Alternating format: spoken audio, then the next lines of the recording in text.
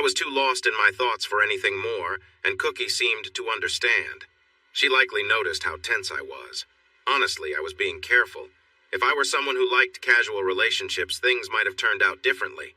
But that's not me. I was still trying to come to terms with what had happened earlier. Cookie did me a huge favor by offering something I needed more than anything else: comfort and closeness. The feeling of closeness grew stronger the next morning when I took a shower in her bathroom. I've traveled a lot for work as a senior logistics manager. I know how to manage showers in different places, but Cookie's apartment was nothing like a hotel or an inn. She had an old bathtub that had been modified with a shower, and it was not very convenient. The bottom was sloped and slippery, making it tricky to stand safely.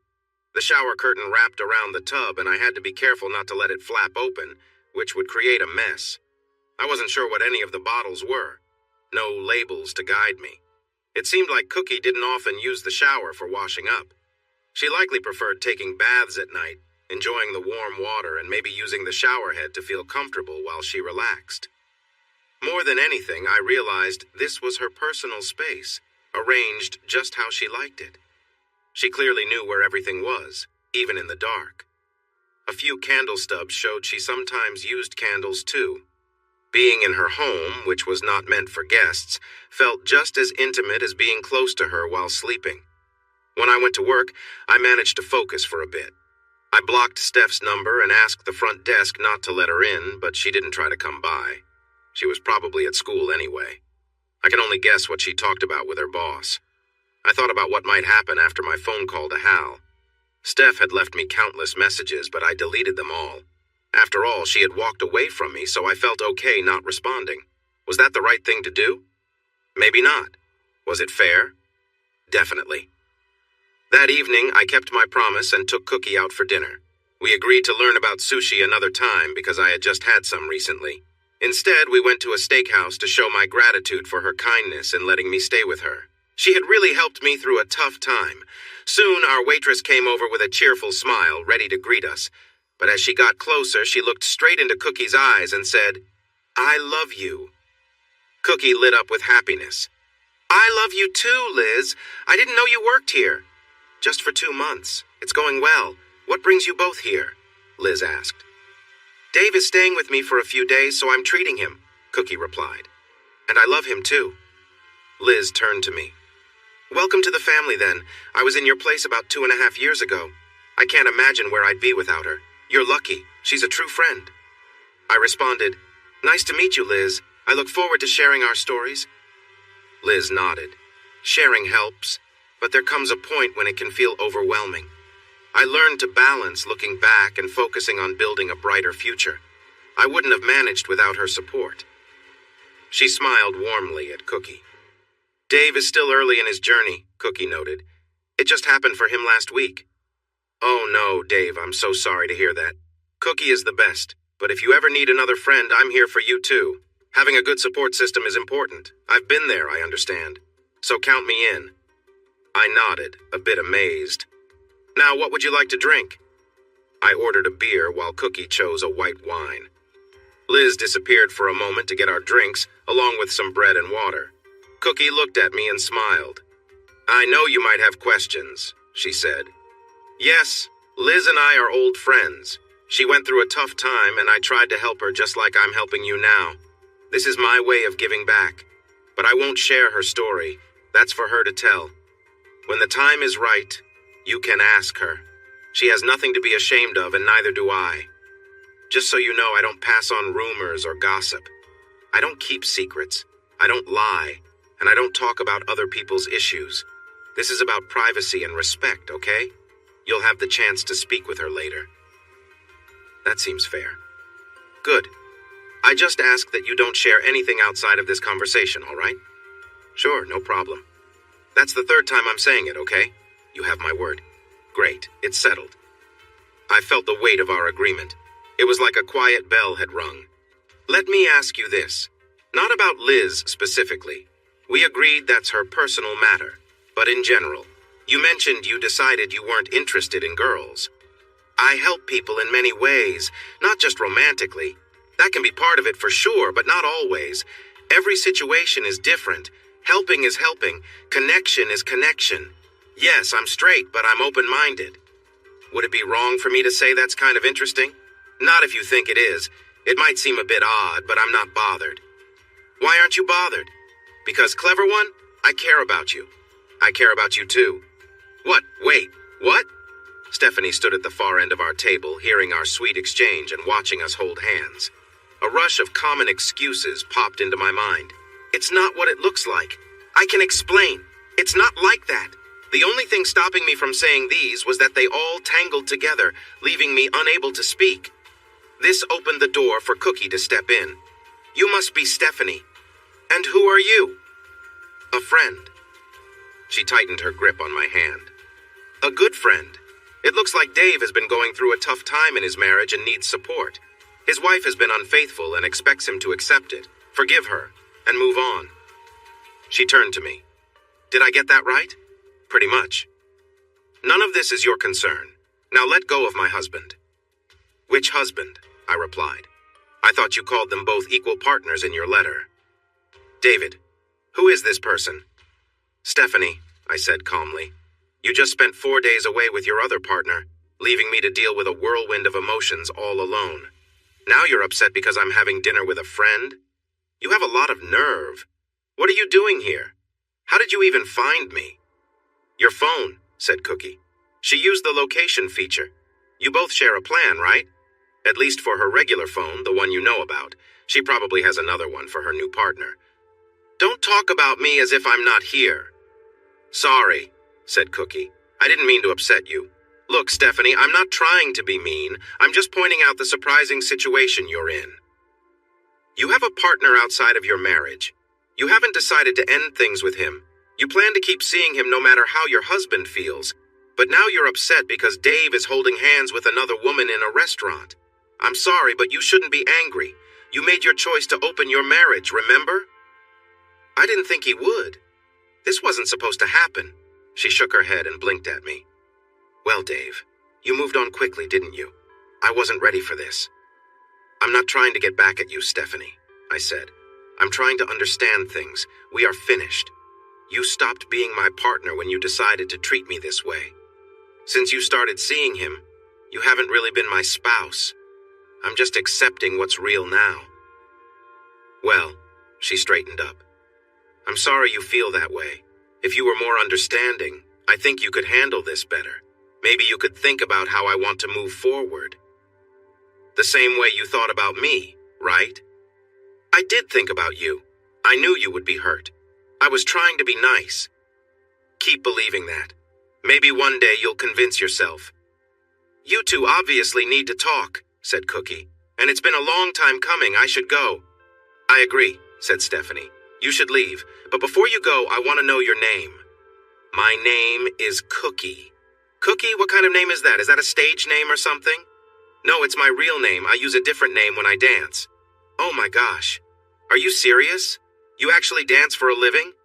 That's shocking. I can't believe you went to a place like that. How could you do something against our values? Well, that would be a good way to go against what you want, wouldn't it? Please remember what you were doing this weekend and stop judging me. How dare you speak to me like that? To answer your question, I was named after my great-great-grandfather, said Cookie, as if we weren't close to arguing. He managed the food wagon on cattle drives in Oregon. Stephanie just stared at her, confused. I promise, that's a funnier story than it seems, she continued. Actually, when my mom was pregnant, she said she had a bun in the oven. My dad remarked that I'd be sweeter than a bun, and he thought a cookie fit me better. So the name stuck. They considered other names, too. I could have been Jennifer like every other girl, or Melissa, or even Stephanie. But every time they agreed on a name, they ended up just calling me Cookie. They finally decided to put it on my birth certificate to make it official, since that's what they were going to call me anyway. Honestly, it's been great. Nobody forgets it or spells it wrong. Steph said nothing and just glared at her. That's probably the 673rd time I've told that story, Cookie continued. So enough about me. How are you? Me? Oh, I'm just fine. I caught my husband with another woman, so my day is going great, thank you very much. Humph. We're not having an affair. I haven't been intimate with him, and I don't think that's even what he wants. He doesn't seem the type for something casual. She turned back to me and looked me up and down. Not that I wouldn't. He's a very handsome man. We both knew what she meant. So what do you call it when you're holding hands in public and saying, I love you? It's just what it looks like. Dave is a dear friend, and I do care about him. He's going through a tough time, and I'm just being there for him. I don't suppose you want to talk about your part in any of this? David. She ignored Cookie because she was losing the argument. Let go of that woman's hand and come home with me right now. We were still holding hands. Interesting. Stephanie, Cookie said calmly, make no mistake. I don't claim your husband, and he doesn't claim me. I belong to myself, and I take no one as my own. That will always be the case. I'm not trying to take him from you. You're the one who pushed him away. Steph looked shocked, struggling to understand. Where did you find this person, Dave? I met her in a club. I got a dance and everything. You? Relax. She's one of Jessica's professors.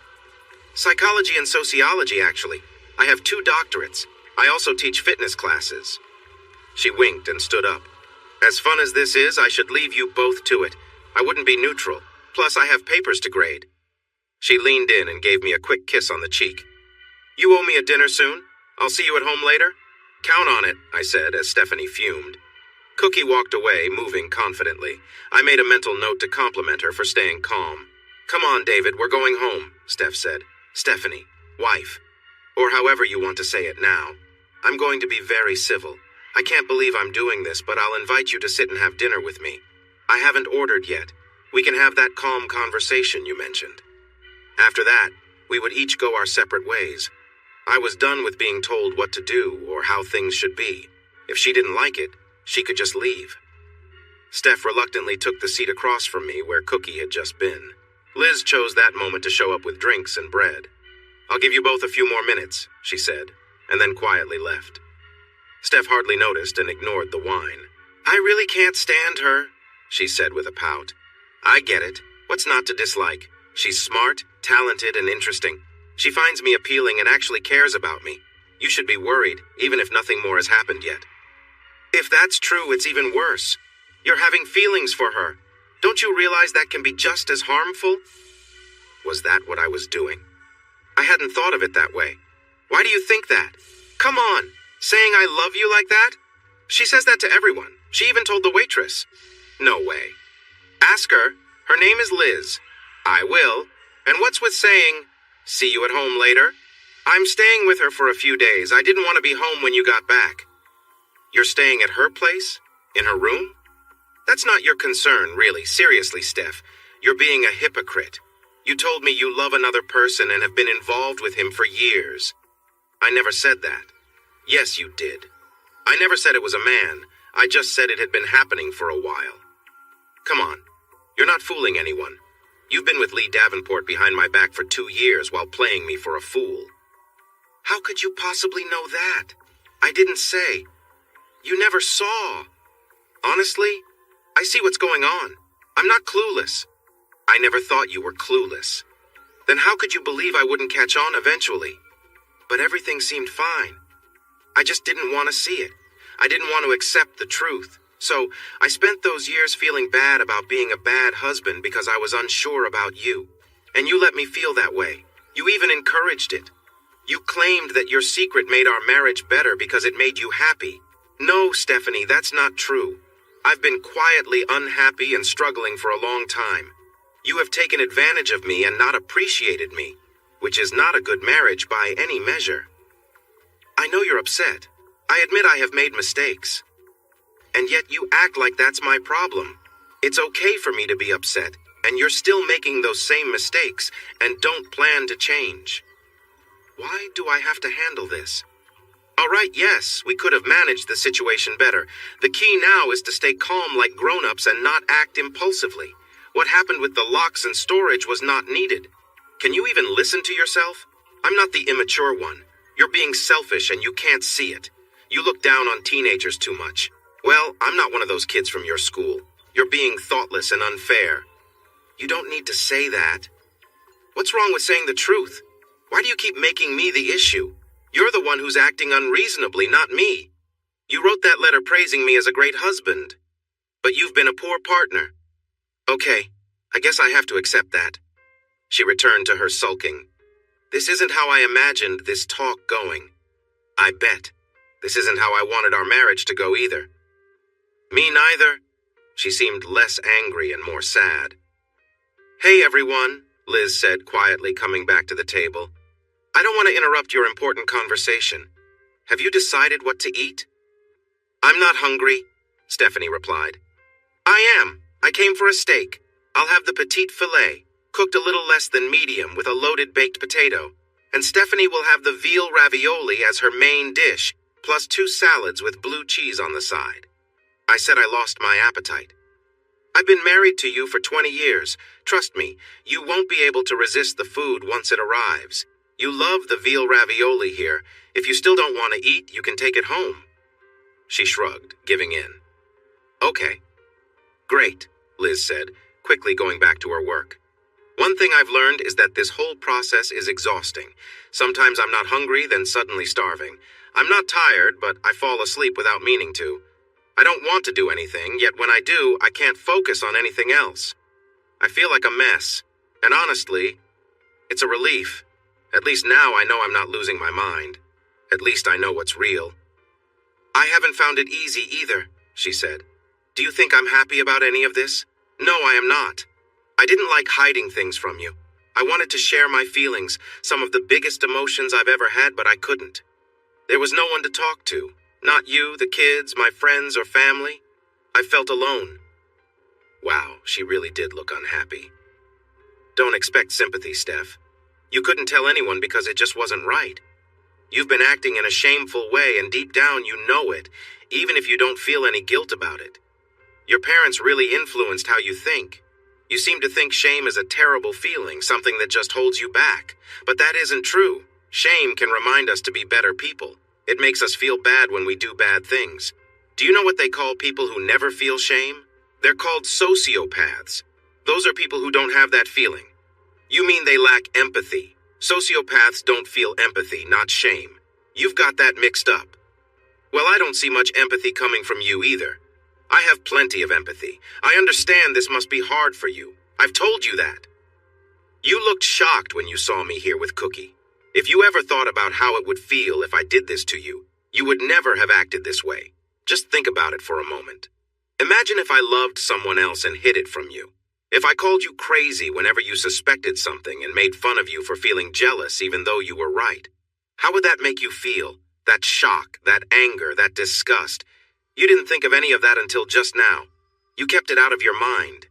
She couldn't look at me. I pressed on. What would you think if Michael married someone who acted like this? If your daughter-in-law betrayed him and loved another man while keeping him in the dark? You'd be furious. Don't even get me started about how you would react if Jessica's husband had another wife and lied about it for years, only to say she should just accept it and go along with things. That would be unforgivable. She still didn't speak. Let's talk about your boyfriend. Sorry, your other partner. If you truly cared about him, shouldn't you want more for him than a secret affair with a married woman that could endanger both of their jobs? Doesn't he deserve a true partner? Someone who is honest and loyal? Not just a hidden relationship? You are messing things up for him. You've put him in a terrible situation. Now there were tears on her face. It seemed she was only worried about her own situation. The only person you care about is yourself, Stephanie. The only thing that matters to you is what you want. You haven't thought about how this could hurt others. I guess that's part of the whole issue. Forget everyone else. This love means everything, and I will sacrifice anything for it. Is that about right? Because that's what you've done. You don't have to say it that way. Why shouldn't I? You're just being unkind. Look at yourself and say that again. Liz chose that moment to bring over the salads. Thanks, Liz, I said. Oh, and by the way, I care about you. She stopped to smile. I care about you too. Then she turned and walked away. I guess we had our own special way of communicating. What was that about? Said Stephanie. It's just words. I think Liz is a nice person. I care about her. I'm not going to cross any lines with her, but I can show my appreciation. You can't just say I care about you like that. She doesn't seem to mind. I see that, but I don't understand. Why not? There are many kinds of love. I can care for anyone I want. I can care for everyone in the world if I choose. Except your boyfriend. Forget that guy. But everyone else? Sure, why not?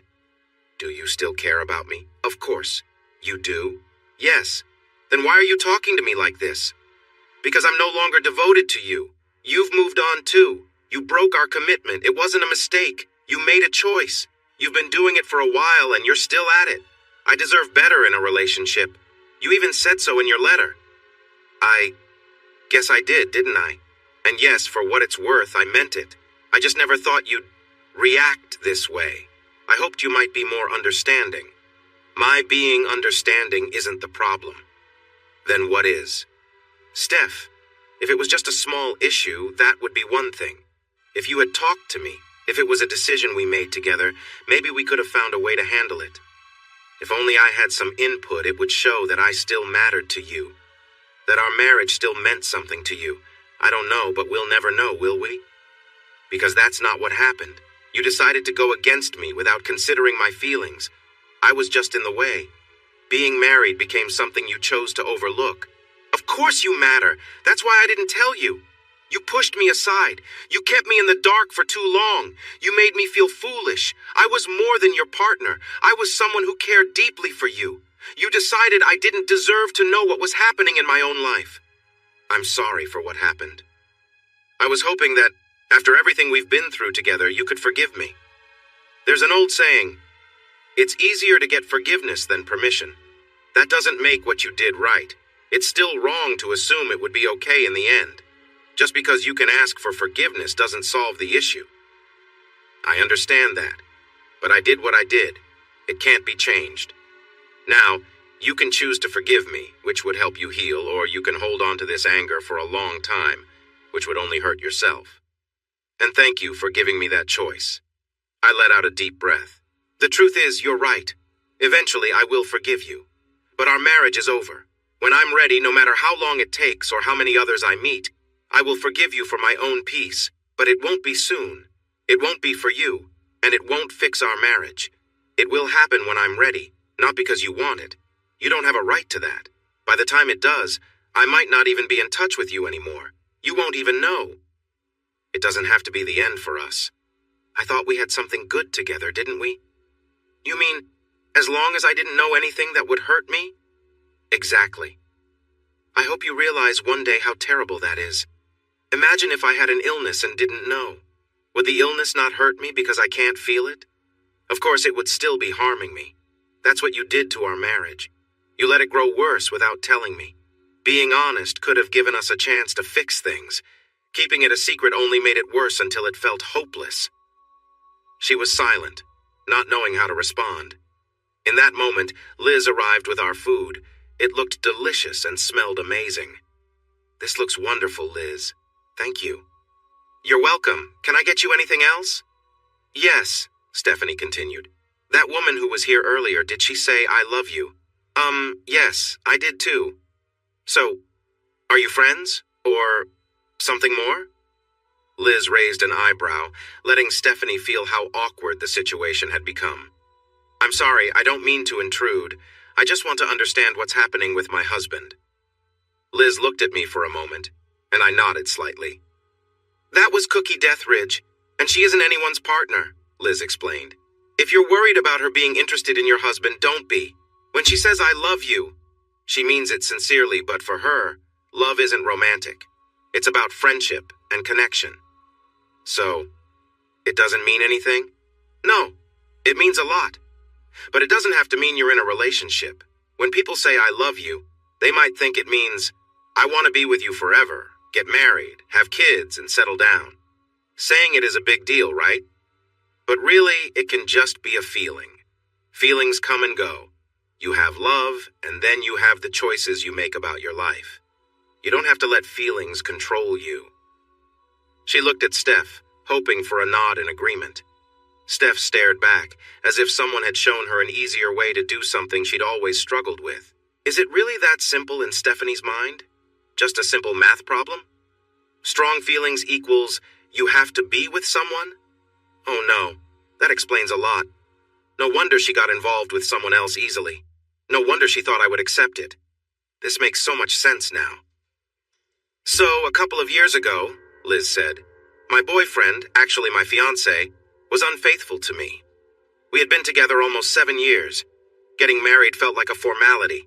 He was my soulmate. We had 2 kids together.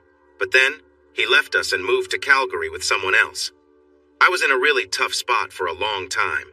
Cookie stepped in and helped me get my life back on track. She kept me going. She was my friend when I needed one, and I can't thank her enough for that. I love her and she loves me. Steph seemed quiet after Liz spoke. I thanked Liz for sharing her story and she left. Steph picked at her food, deep in thought. I don't want a divorce, she said. I still love you more than anything. This isn't how I wanted things to go. I thought you loved me enough to try. Don't you love me enough to even try? Stephanie, I do love you. Please don't doubt that. But that doesn't give you the right to take me for granted or treat me poorly. Love is not a reason to manipulate someone. I never treated you poorly. I always loved you. I just want things to go back to the way they were. We've built a nice life together. I don't want to lose that. So, I'm just supposed to pretend that you're not with your other husband, that you don't care about him more than you care about me? No! Can't you see? This has been tearing me apart. I wish I could have told you everything from the start, but I knew you wouldn't accept it. I never wanted to upset you. I thought keeping this a secret was for the best. My feelings for you haven't changed. I still love you just as much. And no one else is more important to me than you. I think he is. You took a big risk by getting close to him. But it seems protecting what we had wasn't a priority for you. So in a way, he was more important. He still is because you haven't even tried to let him go. She looked down at her ravioli, taking her time before replying. It wouldn't be true if I did, Dave. I couldn't pretend. Even if I tried, you wouldn't believe me.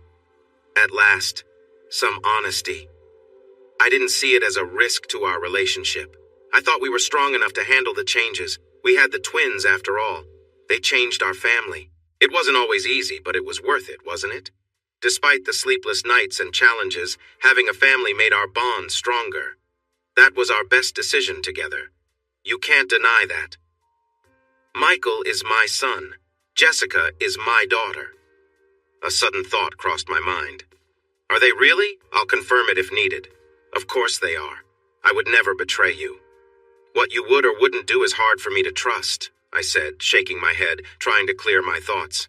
If you're being honest, then they are part of both of us, a choice we made together. I embraced being a dad just like you embraced being a mom.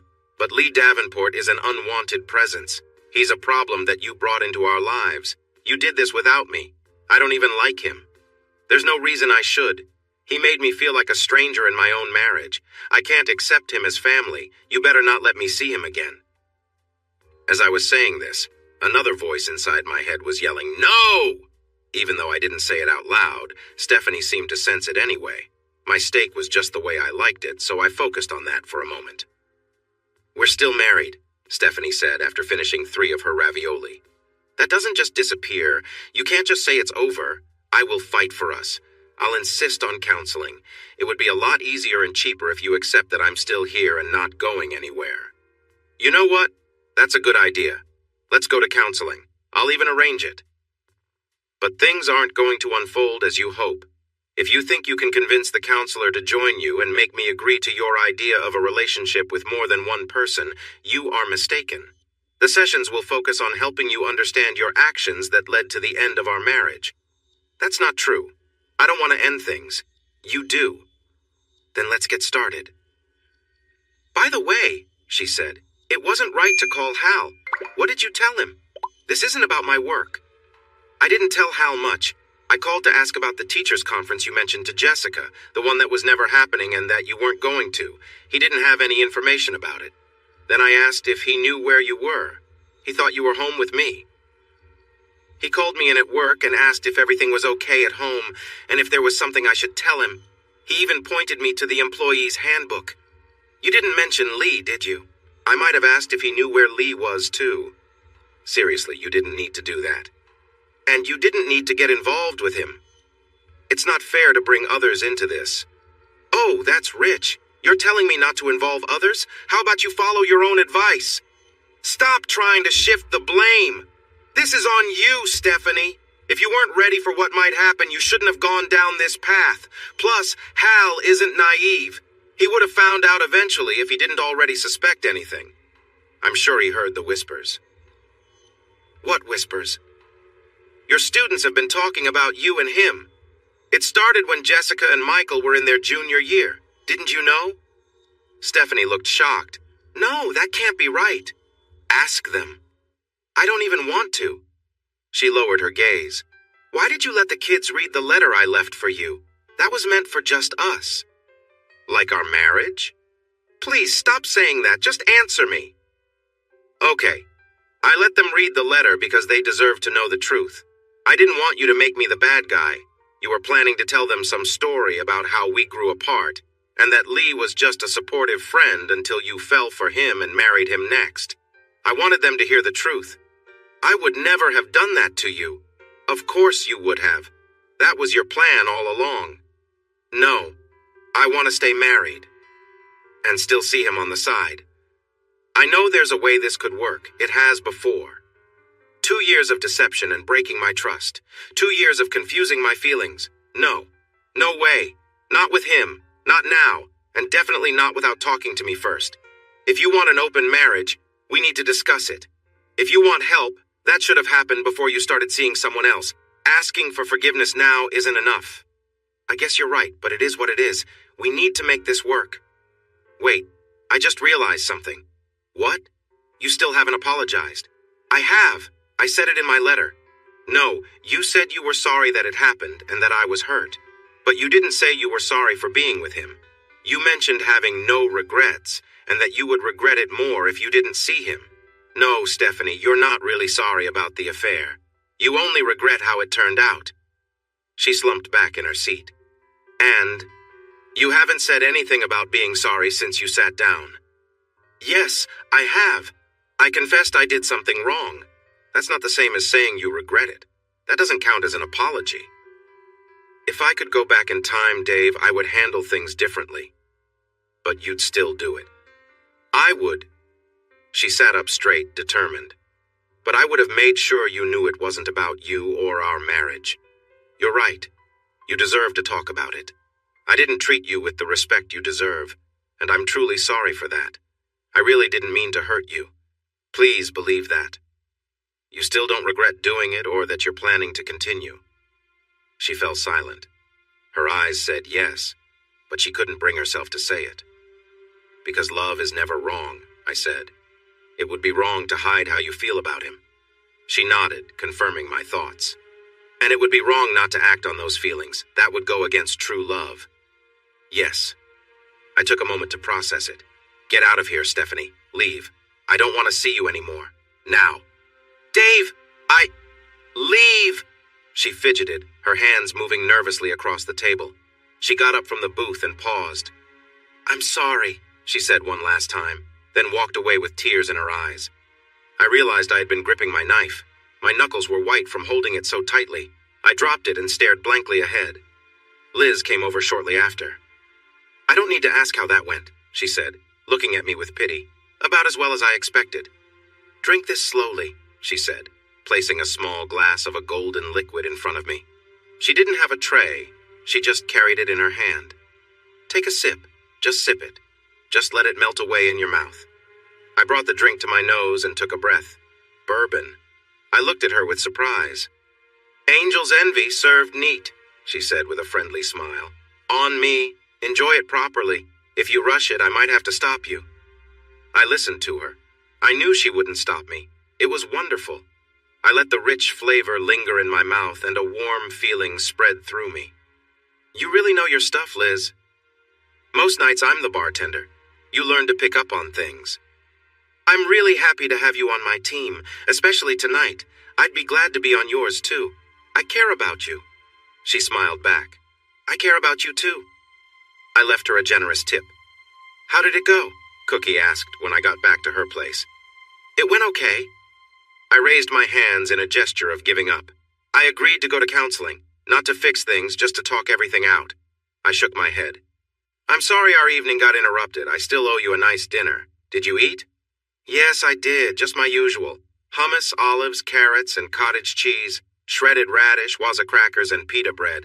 It's better for me than a heavy meal. I would have had to work it off later anyway. She shrugged. But counseling is a good idea. You might learn something from it. About Stephanie, and maybe about yourself, too. Those sessions can reveal a lot.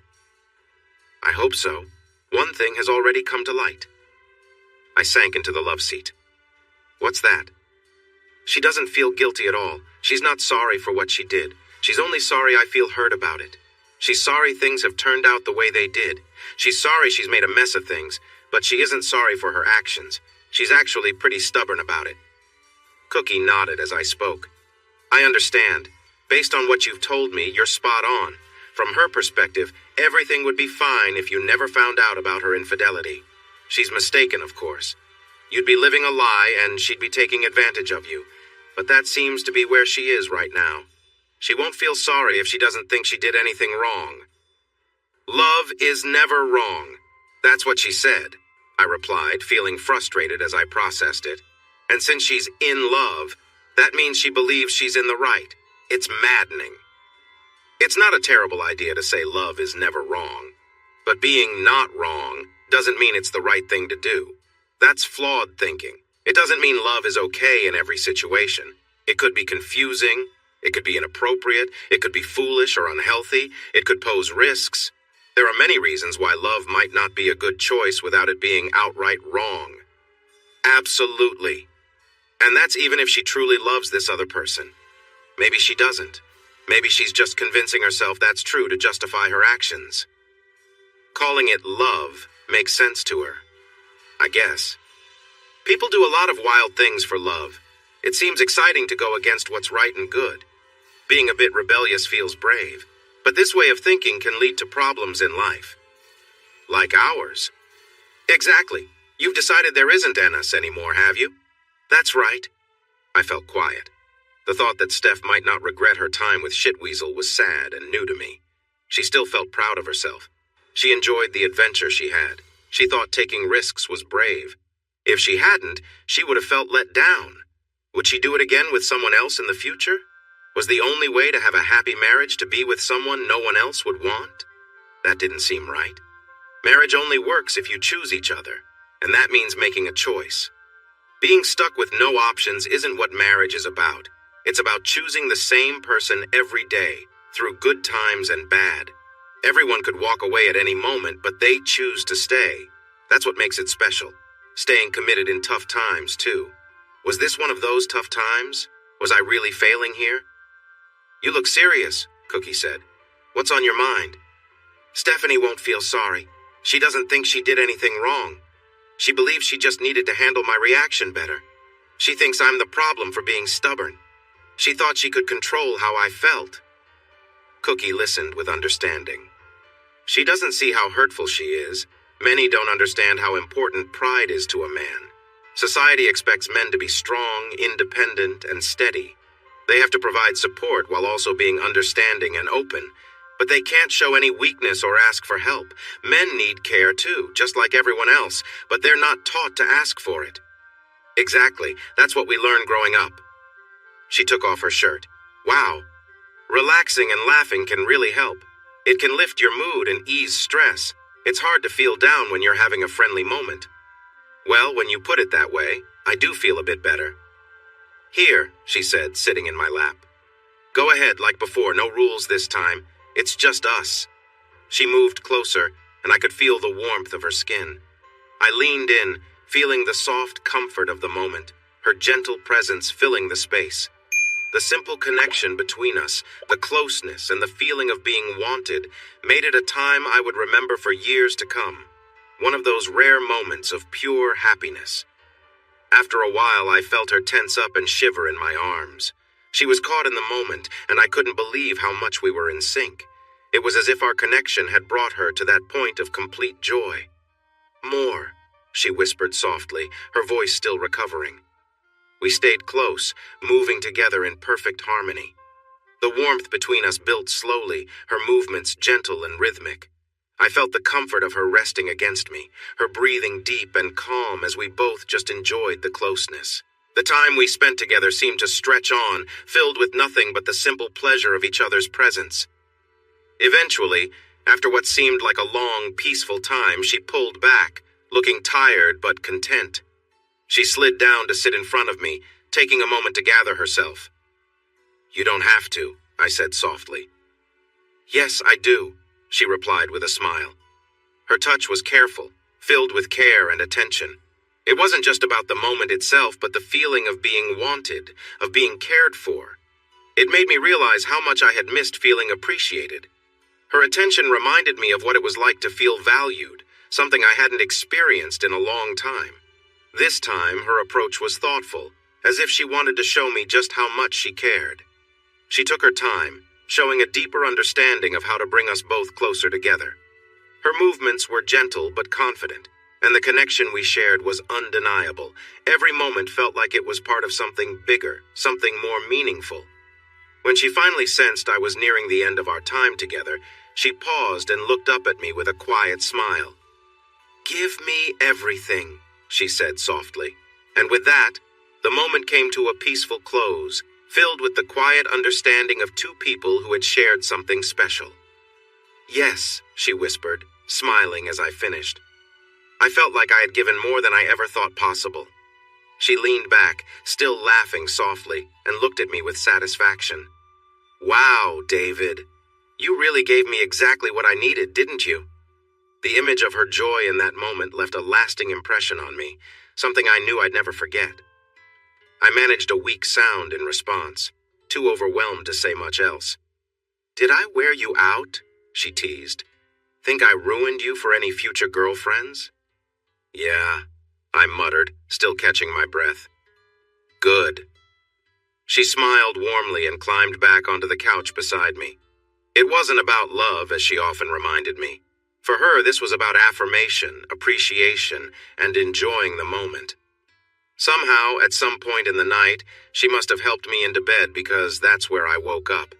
I was wrapped in the blankets and she was nestled next to me, equally comfortable. For people who weren't a couple, this was starting to feel pretty close to it. I woke up at my usual time and realized I had to get to work. Cookie stirred slightly, still half asleep. No need to get up yet. "I don't have class until 10, she mumbled. "Well, I do," I replied. "Too bad," she said with a sleepy grin. "Yeah." She opened her eyes and looked at me, a little more awake now. "Are you feeling better?" she asked. "I know last night had its ups and downs." "It started out good, then it got tough, but by the end, it was really something special." "Good. You deserve that." "I feel like I took more than I gave." "Don't think like that. It was exactly what we both needed," she reassured me. "Besides, you were incredible. I didn't even, give back. Don't worry about it. Honestly, I couldn't have handled more, even if you tried. I was already feeling pretty amazing the whole time." "Really? I had no idea." "Yeah," she smiled. "And just so you know, not all women can feel that kind of connection the way I do. But last night was special, and you were wonderful." "Seriously? Some of the best I've ever had." "Some of the best? Not the best ever?" I joked. She laughed and replied, "Only someone very sure of themselves would expect that answer." I couldn't help but laugh along with her. "You know, you really are something else," I said. She chuckled. "What can I say? You were right about me being a bit of a nerd. My first crush was Luke Skywalker when I was a kid." "Figures." "Seriously, though, you should feel proud of yourself. You're a great person, and you did something wonderful. Don't let anything or anyone make you feel less than that. You're quite the catch." I felt a bit better after hearing that. "Thanks," I said. "Oh, and speaking of which," she added, "can you meet me at 4 this afternoon?" "Yes, I think so. I got off work early yesterday, so I could probably leave a bit early again today if I move a few things around. What do you want to do?" "We're going to the gym together. You're in good shape, and your body seems fine. Exercise helps release good chemicals in your brain. It can lift your spirit and make you feel proud. It's one of the best ways to feel better when you're down. More importantly, you should focus on taking care of yourself. That's way more important than just getting praise from others. Trust me, it works." "Oh, okay. I guess I need to go back to the house and find some workout clothes." "Yep." She noticed I said house instead of home. And make sure to grab some shoes for running. They don't need to be fancy. You'll also need a small towel. A regular hand towel is fine. Don't worry, I'll go easy on you. The first time is mostly about getting used to it and waking up your body. We'll go to the university gym. I'll sign you in. Okay? Great. Go get ready. I'll make some coffee. She playfully gave me a little tap as I walked toward the bathroom. I felt on top of the world. Work was just work. I stopped by HR to let them know I was going to end my marriage and that I needed to change my payments and insurance. I also mentioned I might need some personal days to meet with lawyers and counselors. They were very professional but seemed a bit distant. For them, these situations were normal, but for me, it was a big deal. That felt very sad. As the saying goes, what's normal for the spider is chaos for the fly. I felt like that fly. I also looked up some marriage counselors and set an appointment. I thought about texting Steph about it. When I checked my phone, I saw many messages from her. I deleted all of them. I knew where I stood. I managed to leave work early again and slipped back to the house, hoping to be home before Steph arrived. That's when I noticed the storage pod. It was back in the same spot where I had loaded it with Jesse and Cookie. It seemed Steph wanted to undo what I had done, thinking it was just a small tantrum. Fine by me. But my new keys didn't work. The locks had been changed again. This new set looked expensive. Did she break in? Yes. She must have broken a window by the back door and got it fixed, likely with the person who changed the locks. Thankfully, she hadn't figured out the garage door opener and hadn't changed the lock on the kitchen door, so I could still get in that way. I knew I needed to keep a way to get in, so I checked that Michael's window locks were still broken from when he used to sneak out without us noticing. Most of Stephanie's things were back in place as she tried to fix the mess I'd caused. But she wasn't finished. She had been working by herself and was feeling down, so she couldn't do the work of 3 people in a single day. As I grabbed my things and a few extra items, I realized something I should have noticed earlier. Stephanie had a lot more belongings than I did. If I had packed my own things to move out, I could have done it alone in an hour or two. The space I used was shared with her. I had my half of the closet, some of the dresser, a chair in the living room, and a spot at the dining table for my work. Everything else belonged to Stephanie. I had just been living there quietly. Frustrated, I tossed most of my stuff into the car, and it all fit. I left the chair behind. As I drove to the gym, wearing an old t-shirt, gym shorts, and my only pair of sneakers, something else hit me. Our bed hadn't been slept in. Stephanie wasn't even using it. I wish I could say that my workout experience was good, that it was interesting and fun, making me feel excited for more. But it was just the opposite. I felt silly, clumsy, weak, sore, and older than I am. Cookie was nice and took it easy on me, but I could only try a few things with her, and I probably held her back from her own workout. It's tough at first, I understand, but it gets easier, I promise. How long until that happens? After you come a few times, it really improves. Just don't push too hard. Just show up, that's what matters. You'll do more when you're ready. If you say so. I do. You might not believe me now, but in a bit you'll feel better and be proud of what you did. I'll have to trust you on that. Afterward, we stopped at a smoothie place in the lobby. Cookie treated me, and the peanut butter and jelly smoothie I was enjoying was amazing. Cookie looked great in her workout clothes, and I should have felt happy. The important thing is to make a habit out of this, she said, trying to lift my spirits. Do it regularly, even when you don't want to. You'll be grateful later. Having that routine really helps with the feelings of being lost. Right now, it feels like you're just drifting without a clear path. Taking charge and seeing results in your life can really boost your confidence. But it has to be about exercising, right? Not necessarily. While exercise is a great way to see fast results, there are many other ways to make changes. In the coming days, think about exploring those options. I understand. There's a lot to tackle. I don't just mean the practical stuff like talking to your lawyer or going to the therapist. You seem to have a grip on that.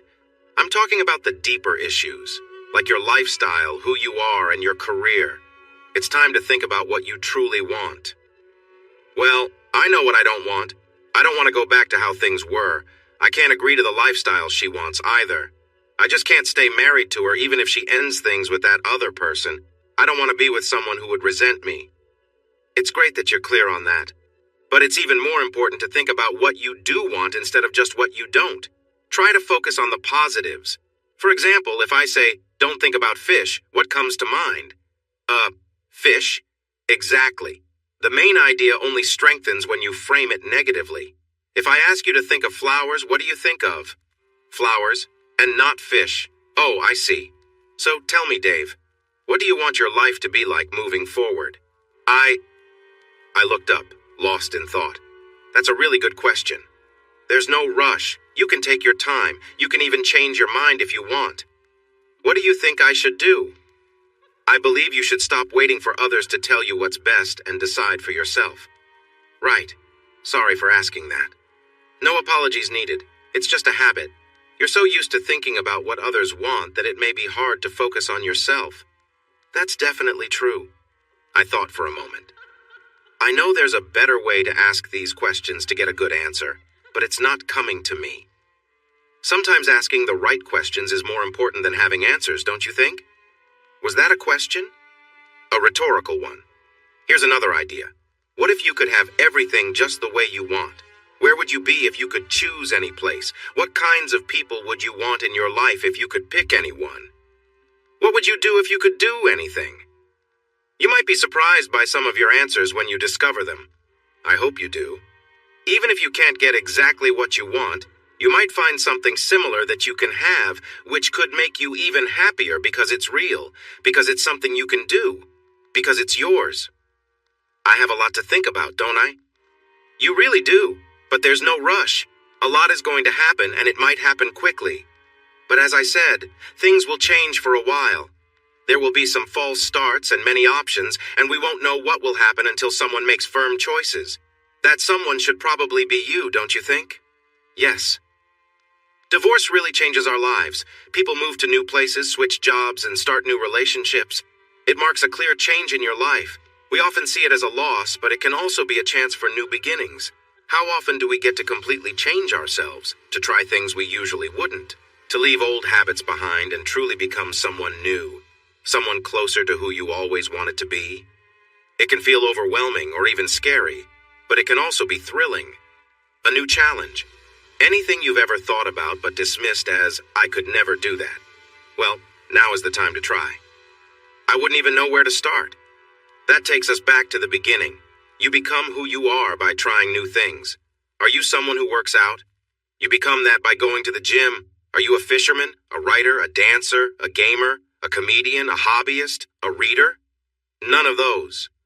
It all starts with small steps, just like you begin anything else. First, you have to let yourself think it's possible. That's the tough part. Then you explore it. You spend time on it, you practice, you keep doing it, and soon you're doing it for real. If you keep at it, you get better. And if you stay good at it long enough, it becomes part of who you are, not just in your mind, but in your life. Something clicked. Cookie, I'm going to guess that you weren't a dancer before. What happened with Justin? I leaned back a bit, hoping I hadn't said the wrong thing, but I hadn't. She just nodded. That was my big turning point. Before that, I was very shy, a complete introvert. That's how I spent most of my time in school, focused on my studies.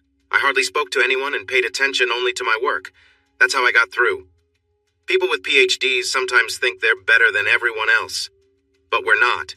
At one time in my life, I focused so hard that I bored a committee with endless details and notes, making them wish for us to finish and leave. Honestly, that's why I ended up with 2 degrees. I couldn't get a teaching job. That would mean standing in front of people and talking, which I didn't want to do. I preferred a research position where I could stay away from others, but those jobs were rare. I wasn't bold enough to get one, so I went back to grad school where I felt safe and at ease. Wow, that's a big change from who you are now. The person you see before you is the opposite of who I was back then. This woman and this life came from a strong desire for change. I transformed. You're brave. You're self-assured. You're strong. Only someone foolish has no fear, she said, suddenly serious. Courage is about facing it. She shook her head and smiled. Sorry, I got a bit intense. I used to be the quiet, shy person. Sometimes I still hear that person in my mind. But you're right. I chose to be this way. When I was in the hospital after my surgery, I knew I had to be a different person when I left. In a way, I felt like the old me had ended. The shy, nervous person I used to be was gone, replaced by someone bold and confident. I imagined myself as someone strong. The idea of becoming a performer was the craziest thing I could think of. I was so embarrassed the first time I stepped on stage. I'd never even shown myself in public in a swimsuit before. Are you serious? She raised her fist confidently. I promise it's true. That reminds me of something. Yes, from a movie, right? Good catch. It's a fun detail. Don't sell yourself short. You have a great mind capable of so much, including changing who I am. Especially that. Something she said caught my attention. You called me David, not Dave. Is that okay? Yes, that's fine. When Stephanie called me that, it usually meant I was in trouble. She only used it when she was upset. You seem to use it sincerely. Absolutely. Would you prefer I call you David from now on? No, it's fine. I'm fine with either. Sometimes people change their names when they want to start fresh, especially women. Have you ever thought about it? No, not really. Did you want to change yours? I thought about it, I really did. But I decided that being Cookie was a part of my old self I wanted to keep. She smiled a little and felt happy inside. That's good enough for me. From the song. That song is always in my head. It helps me feel strong. That's nice. Many things are nice, Dave. Even when everything seems hard, you can still find little things to enjoy. We finished our smoothies, so I got my car and followed Cookie back to her place. Finding parking was really hard, and I worried about leaving my things in the car. I picked up a bag of clean clothes and walked 4 blocks to Cookie's home. I'm sorry, I couldn't find a place to park. Yeah, parking is tough at this time of day. I put most of my things from the house in my car. I hope that's okay. Can I bring it in here? The moment I said it, I realized how silly that sounded. Her place was small and a bit messy. I can't really take in extra stuff right now. How much do you have and how long do you need to keep it here? I'm sorry. No, I get that. It's not a good idea. I'm sure it will be okay for tonight. I'll figure something out in the morning. She nodded. I know you don't want to be at home with Stephanie there, but we should find a better plan for you. Stephanie isn't at the house. She isn't? The bed hasn't been used. I think she's staying with her boyfriend. She keeps coming to the restaurant trying to take you home and she's not even there? Yeah, it doesn't add up, does it? Maybe she would be there with me if that worked out, I'm not sure. Okay. Well, I said you could stay here for a few days, and you're definitely welcome. But I can't really have you as a permanent roommate. If you have that big, empty house, I don't see why we both need to cramp up in this small space. Unless it's for fun, of course. Oh no, I'm being a bother. I'm sorry, I haven't been thinking of you. Stop. I'm not upset with you. Think of this as a chance to figure out what we talked about earlier. Where do you want to live? I don't know. Not at your house? Not really. You want your own place? Yeah, with room for the kids. When they visit, or really for them to have a place they can call home.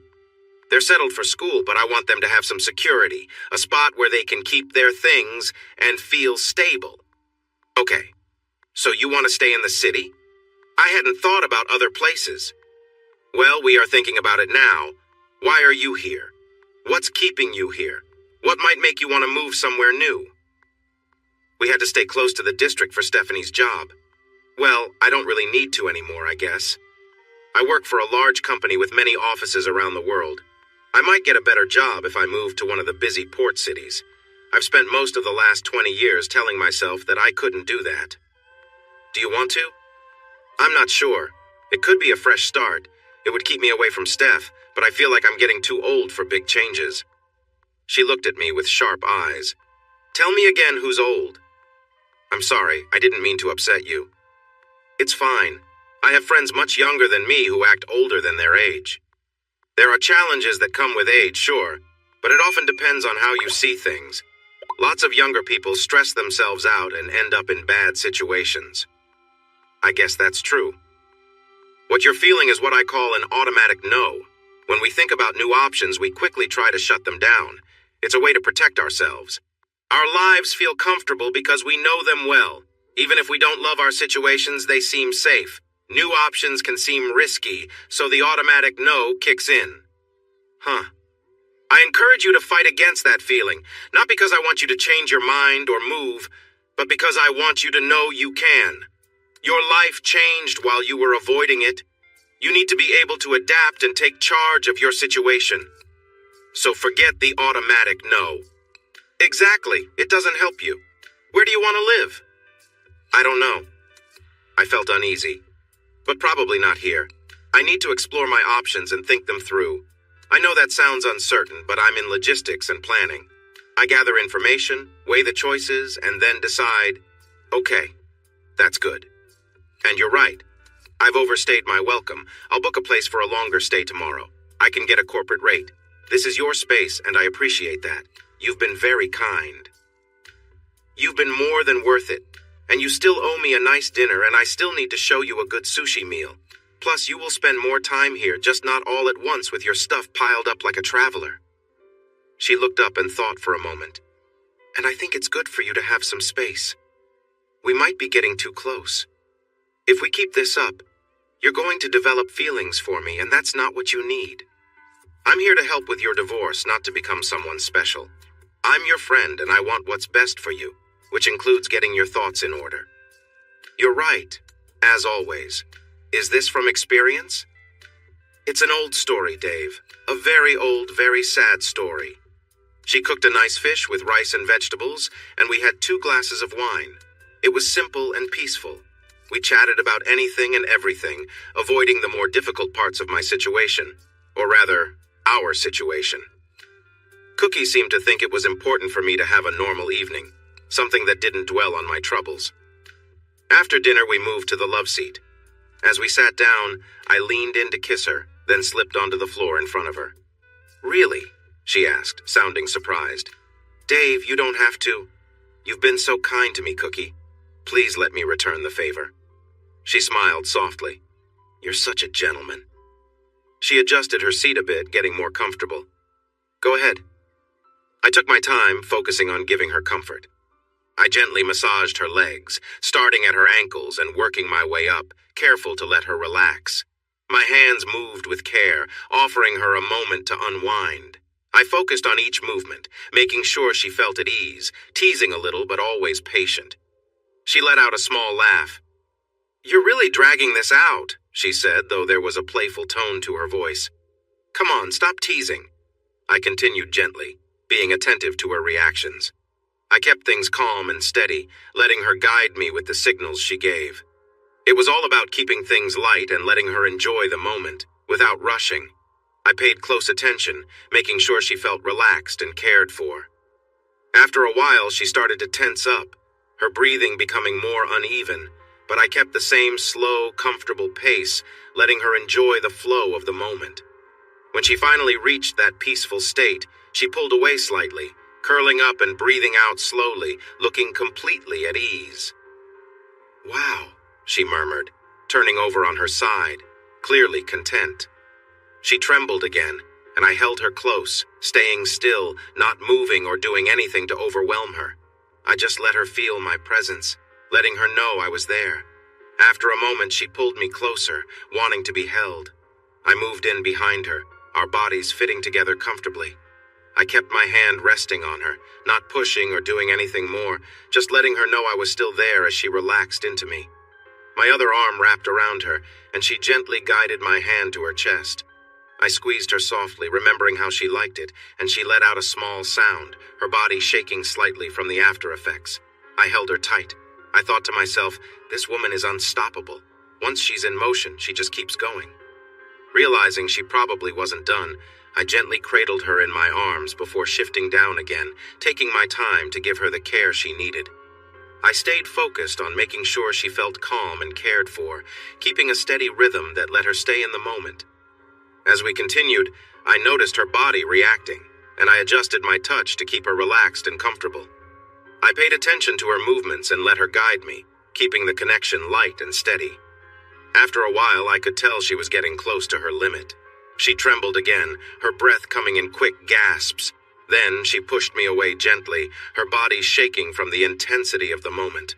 No more, no more, she gasped, clearly overwhelmed. I quickly adjusted, making sure she was comfortable and didn't fall. Sorry, she murmured, still catching her breath. I moved back onto the love seat and pulled her close again. She clung to me, still trembling slightly, holding on tightly. We stayed like that for a long while, just quietly being there for each other. Finally, she spoke. God, Stephanie is such an idiot. I can't believe how clueless she is. Thanks. You have no idea. Oh my God, you really know what you're doing. That was incredible. High praise indeed. You earned it. Wow, Dave, I wasn't expecting that. Really impressive. You're being too kind. Not at all. I'm a bit selfish sometimes. How are you feeling? She glanced at me with concern. I smiled. Actually, I'm doing fine, I said, surprising even myself. Really? She turned to face me, her eyes searching mine. Most men only see giving as something they have to do before moving on to something else. And here you are, after doing all that, and you're good? What's going on? I took a deep breath. I guess I just wanted to do something for you without expecting anything in return. You've been so kind to me, and I wanted to give back. You deserve it. She nodded, understanding. Go on. I know you told Stephanie that I'm not the type for casual relationships. You were right. I'm not. I guess I feel like crossing certain lines would change things for me. You don't want me falling for you, but the truth is, I kind of am. Boundaries are important, she said gently. And so is communication. I respect that, and I get where you're coming from. You're right. She paused, then added, but you know, it's also healthy to let go sometimes. I don't want to leave things unfinished here, not after everything we've shared tonight. She smiled warmly, her way of showing she understood. We'll keep things where they are, but let me help you out as a friend. She gently leaned into me, but before anything went further, I felt my body respond, and I couldn't hold back. The moment washed over me, and I felt a sense of release and relief, far more emotional than anything else. That's it, she said softly. Just let go. You deserve this. We both took a moment to breathe. She wiped her hands with a corner of the quilt and snuggled close to me. That was lovely, David. And look, we've still kept things respectful. We stayed within our boundaries, she said with a playful giggle. You said but, I teased, and we both burst out laughing, enjoying the lightness of the moment. Soon we were laughing so hard that the seriousness of the night seemed to fade, replaced by a shared connection and a bit of silly humor. I pulled my shirt up, making it look like my head was stuck in the neck hole, and raised my arms like a football goalpost. I am the Great Cornholio. Stop! She laughed so hard it was hard for her to breathe. I'm the one who needs the special paper. She got to her feet and headed to her small bathroom. Stay there. I heard the water running and then the toilet flush.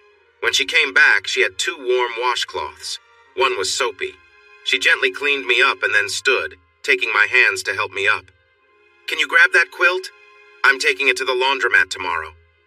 You don't have laundry here? My machine is too small for it. Just leave it by the door. These too.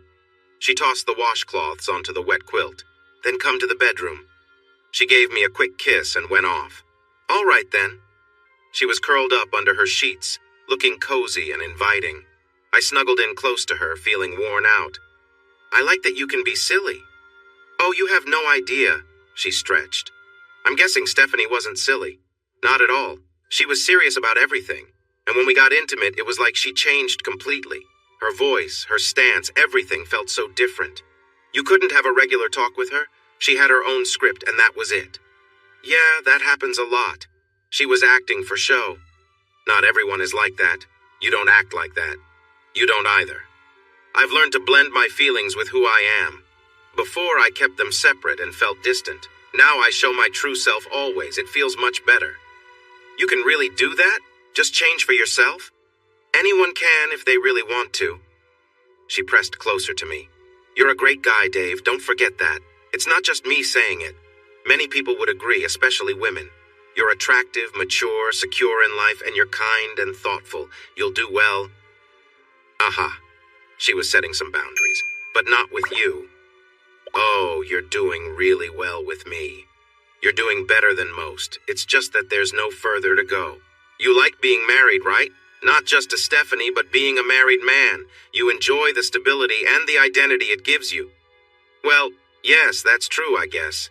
My marriage hasn't gone well. It was never what I thought it was, but I have to admit I was very comfortable with my idea of it, maybe too comfortable. These last few years have felt like a lie. The stability I thought I had was just a trick. My situation wasn't real. I wasn't a happy husband. I felt lost. Now, I wear this truth like armor. Do you think you'll want to marry again someday? Not right away, just eventually? And not to me, just to someone else? I guess so, when I'm ready. But it might take some time. I need to deal with my feelings and learn to trust again. I haven't really faced that yet. People who go through a divorce usually either marry quickly again or take a long time. I think you'll be in the second group. You won't need to fix everything, just most of it. It's okay if some things still hurt. You moved on from yours. That's nice of you to say. But I haven't really... Is it because you vowed never to date again? Not just that. I don't think anyone could truly move on from what I experienced. The wounds are permanent. It's like losing a leg. You can recover, but the leg is gone. You have to find ways to live with it. You might have a good life, but you'll always feel that loss. Sometimes it still hurts. I didn't know how to respond. It's not that I don't trust people, Dave. I trust some people, and I do trust you. I know you wouldn't treat me like he did, but I never thought he would either. Domestic violence affects many women every year. Someone, somewhere, is harmed every few minutes. I almost became one of them. My escape came from a dark choice. I hurt someone I cared about. I did it with anger, so yes. I promised myself I wouldn't let that happen to me again. I won't put myself in that position no matter what. I keep my promises. Her voice was firm. You keep your promises, I repeated. Every time. If I can't do something, I won't promise it. There's strength in that. I suggest you try it. You made a promise to me. Yes, I did. I promised to help you, to support you, to guide you through your tough times. You really meant it. Absolutely, I see you understand. I'm starting to... A thought hit me. I know I'm not your first. I met Liz. You've helped others like me. You've been doing this for, what, 20 years? 24? How many people? She paused for a moment. You're around number 30, I think.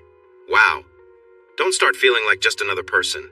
Each story is unique. It doesn't always end well. And I don't connect with everyone deeply. Far from it. You are different from them. It's been a while since we had a good chat like this. I have some special ideas for you if you're ready for them. What ideas? I asked. Well, I can't share all that just yet. I'll tell you when the time is right. For now, you still have a lot to learn. Learn about what? I was just about to explain. When people get married again too quickly, they often want things to feel the same as before. They crave that comfort. But that's not a good way to go through life. Second marriages often don't work out as well as the first ones. It's important to take your time. Don't rush into new attachments. Focus on understanding yourself first. And though we've gotten close, keep things clear between us. I sense you're developing feelings, which is okay. Feelings are part of life. You can care for me, and I care for you too. But I won't be your girlfriend or your next wife. It's just not in the cards for us. We have a different kind of bond. You mean like friends with benefits? I asked. Not exactly. That doesn't quite describe us. She shifted a little closer, but in a friendly way. You've been in a long relationship for many years. You're not used to different kinds of relationships. Every connection is unique.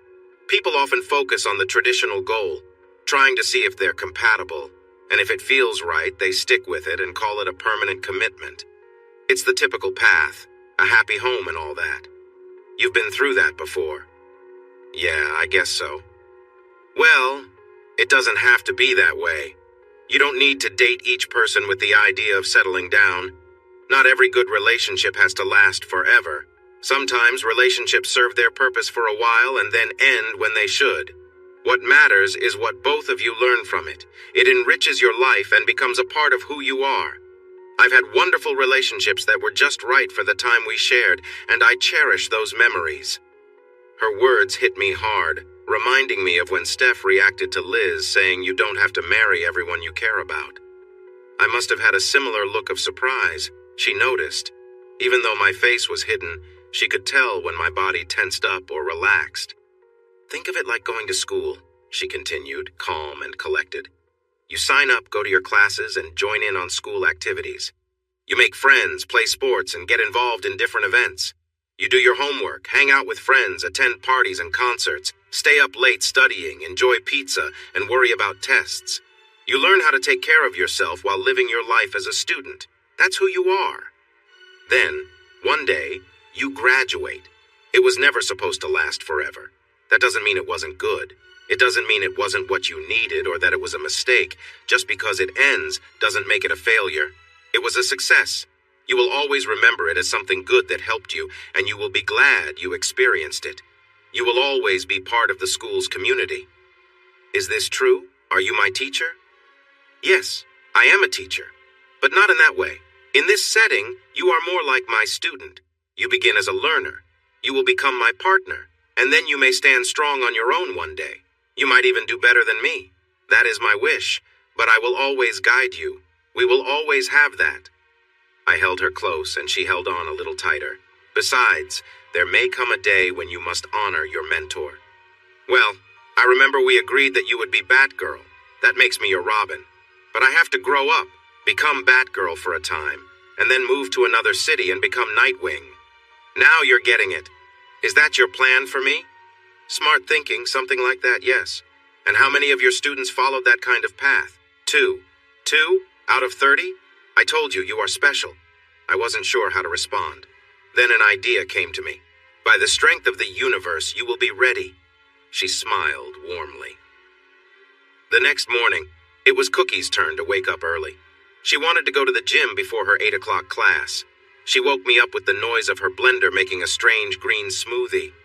I have to go. Please lock the door when you leave. Love you.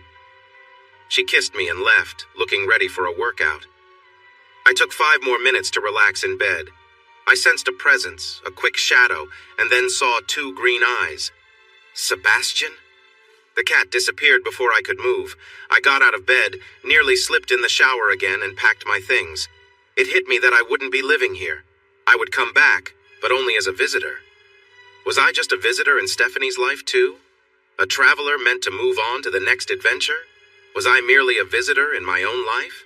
Was my entire existence just a series of temporary moments while I tried to fit in without causing trouble? I tried to think about how to leave less of a mark on the world. My job in logistics has been about moving things around, setting up systems, and making processes smoother. Is that really what my life is about? Moving things from one place to another, but never staying in one place myself?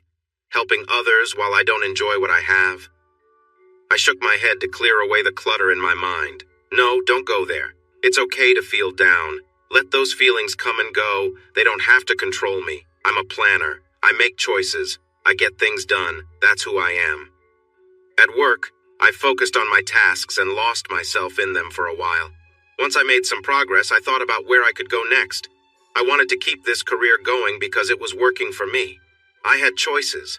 I could even think about moving to another country. Why not? The only reason I was staying put was Jessie. But she might have better chances for jobs elsewhere and could be moving to who knows where in a few years. Maybe she would find someone special and head off with him.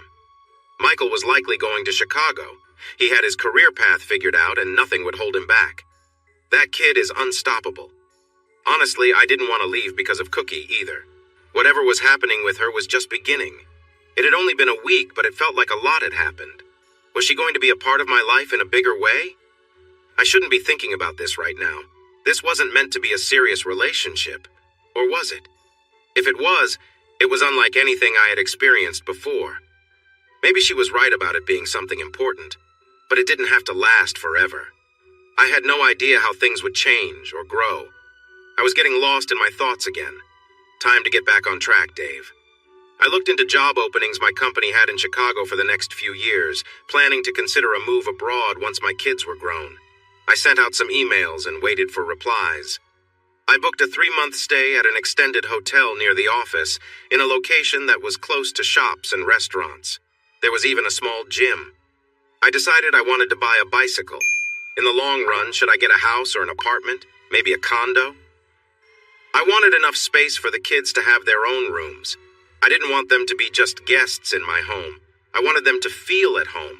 Many empty nesters look forward to changing their kids' rooms into spaces for themselves, But here I was wanting to create new spaces for them. Am I heading in the right direction? Maybe I just need a cozy place for myself.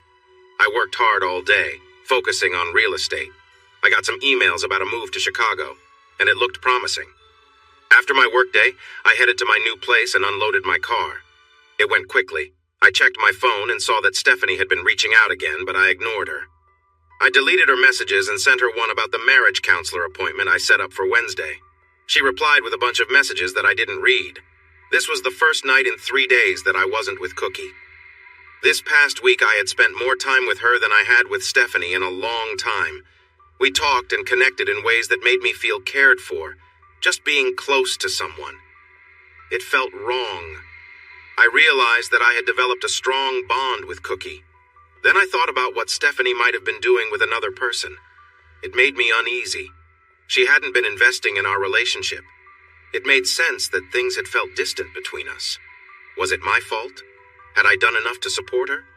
I remembered hearing that to fix a situation, you need to accept your role in it. I wondered what I could have done differently. Did she feel taken for granted? Had I been distant? I didn't think so. The first thing in her letter said I was a good husband and that this was not about me. But was that true? I wanted to believe it. She wasn't shy about telling me when things bothered her, but she hadn't shared any problems until now. Just then, my phone rang. It was Cookie. Hey, Dave. Hi, Cookie. Ooh, you don't sound happy. Are you feeling down again? Yeah, I guess so. Thinking a lot. That's normal. But try not to let it take over your night, all right? Okay. I wanted to see how you were and let you know I'm working at the club tonight. I'll be dancing on Thursdays and Fridays this semester. It fits my schedule better. Weren't you up early today? Yeah, it's a long day, but I have a longer break in the afternoon for a quick nap. I just wanted to warn you that I won't be able to see you until Saturday.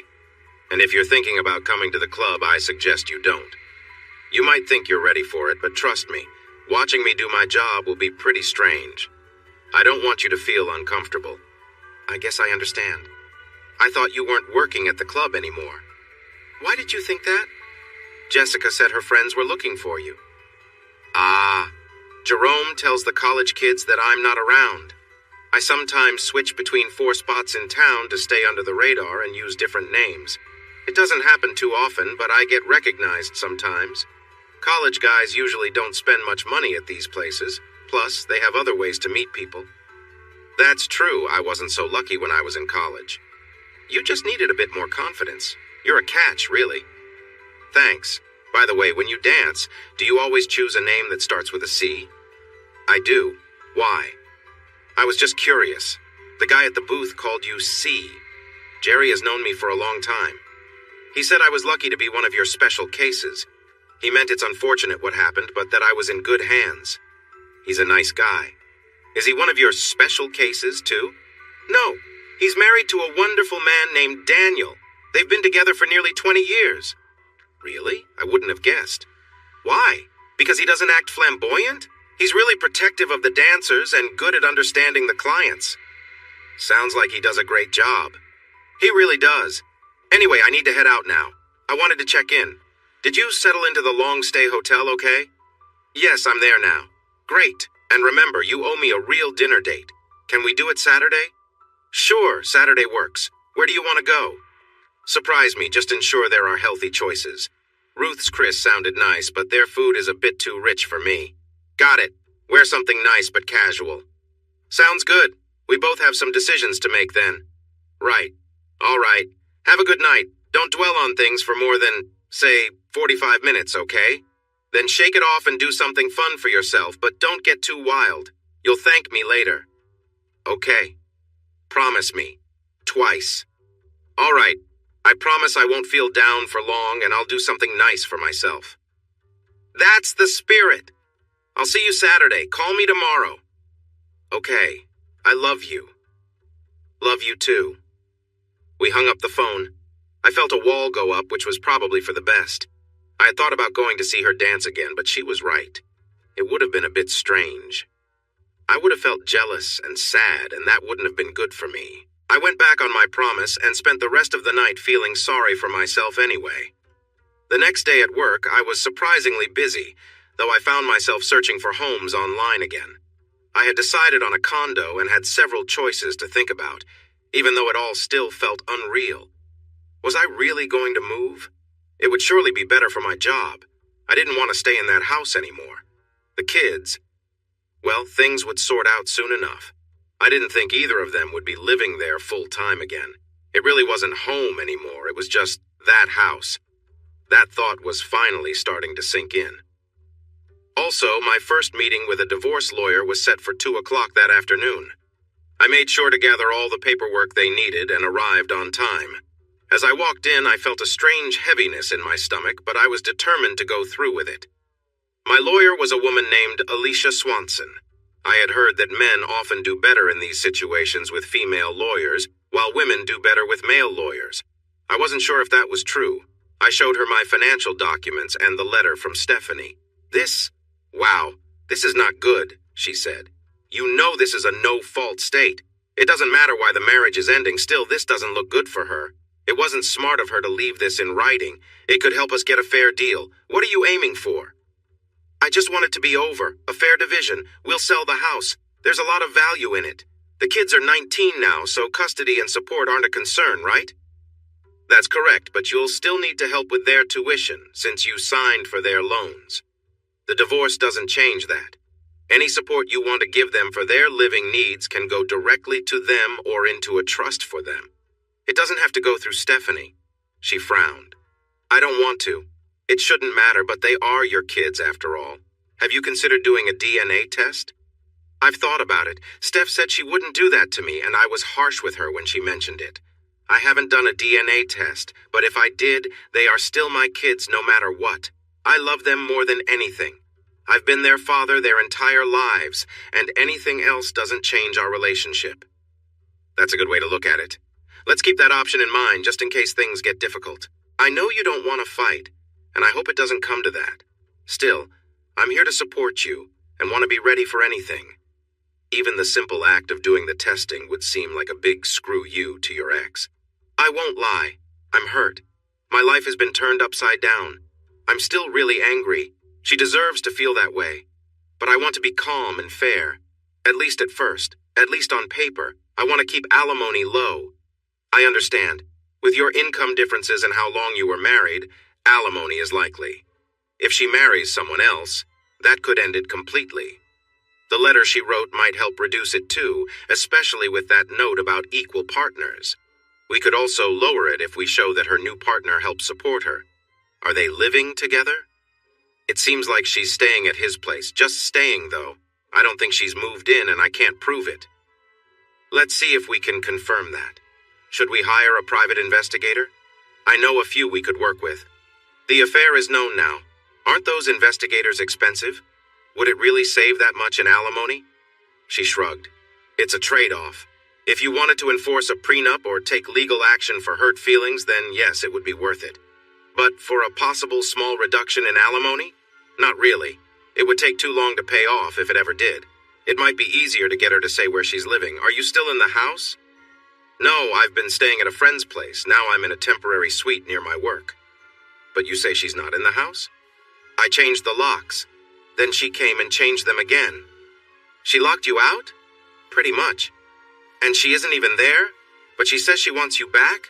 That doesn't make sense. You're right. None of this makes sense. She sighed. It often doesn't. That's okay, we can handle it.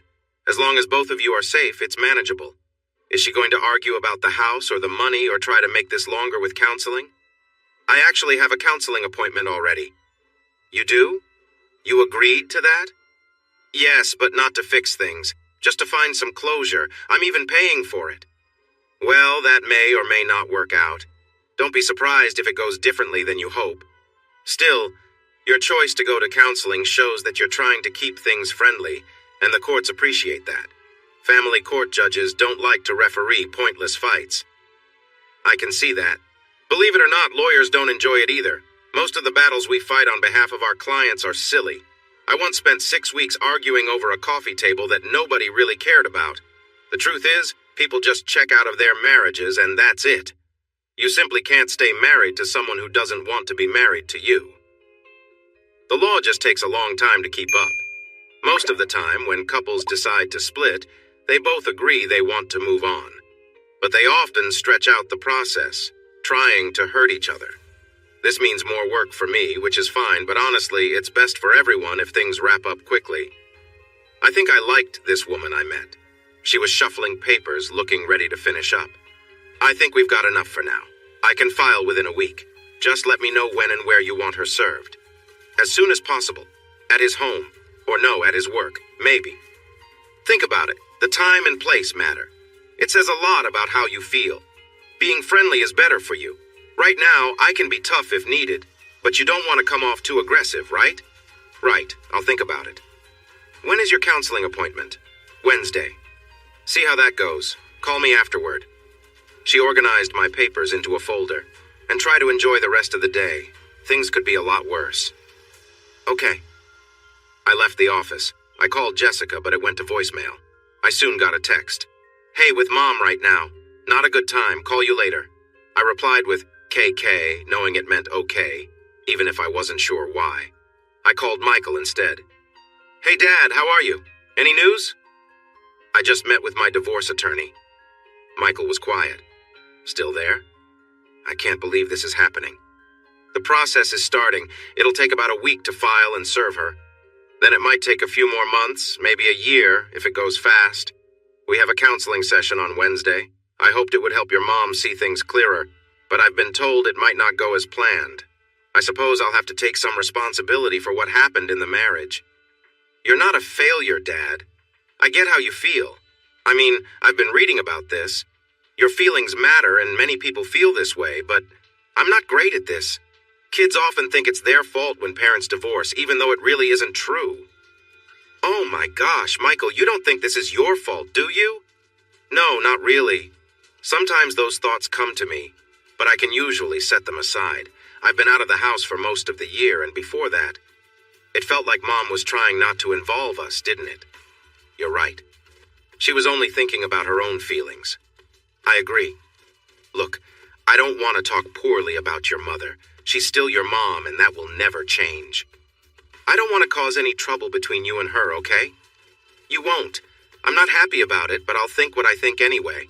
I just hope the girl I marry won't treat me like that one day.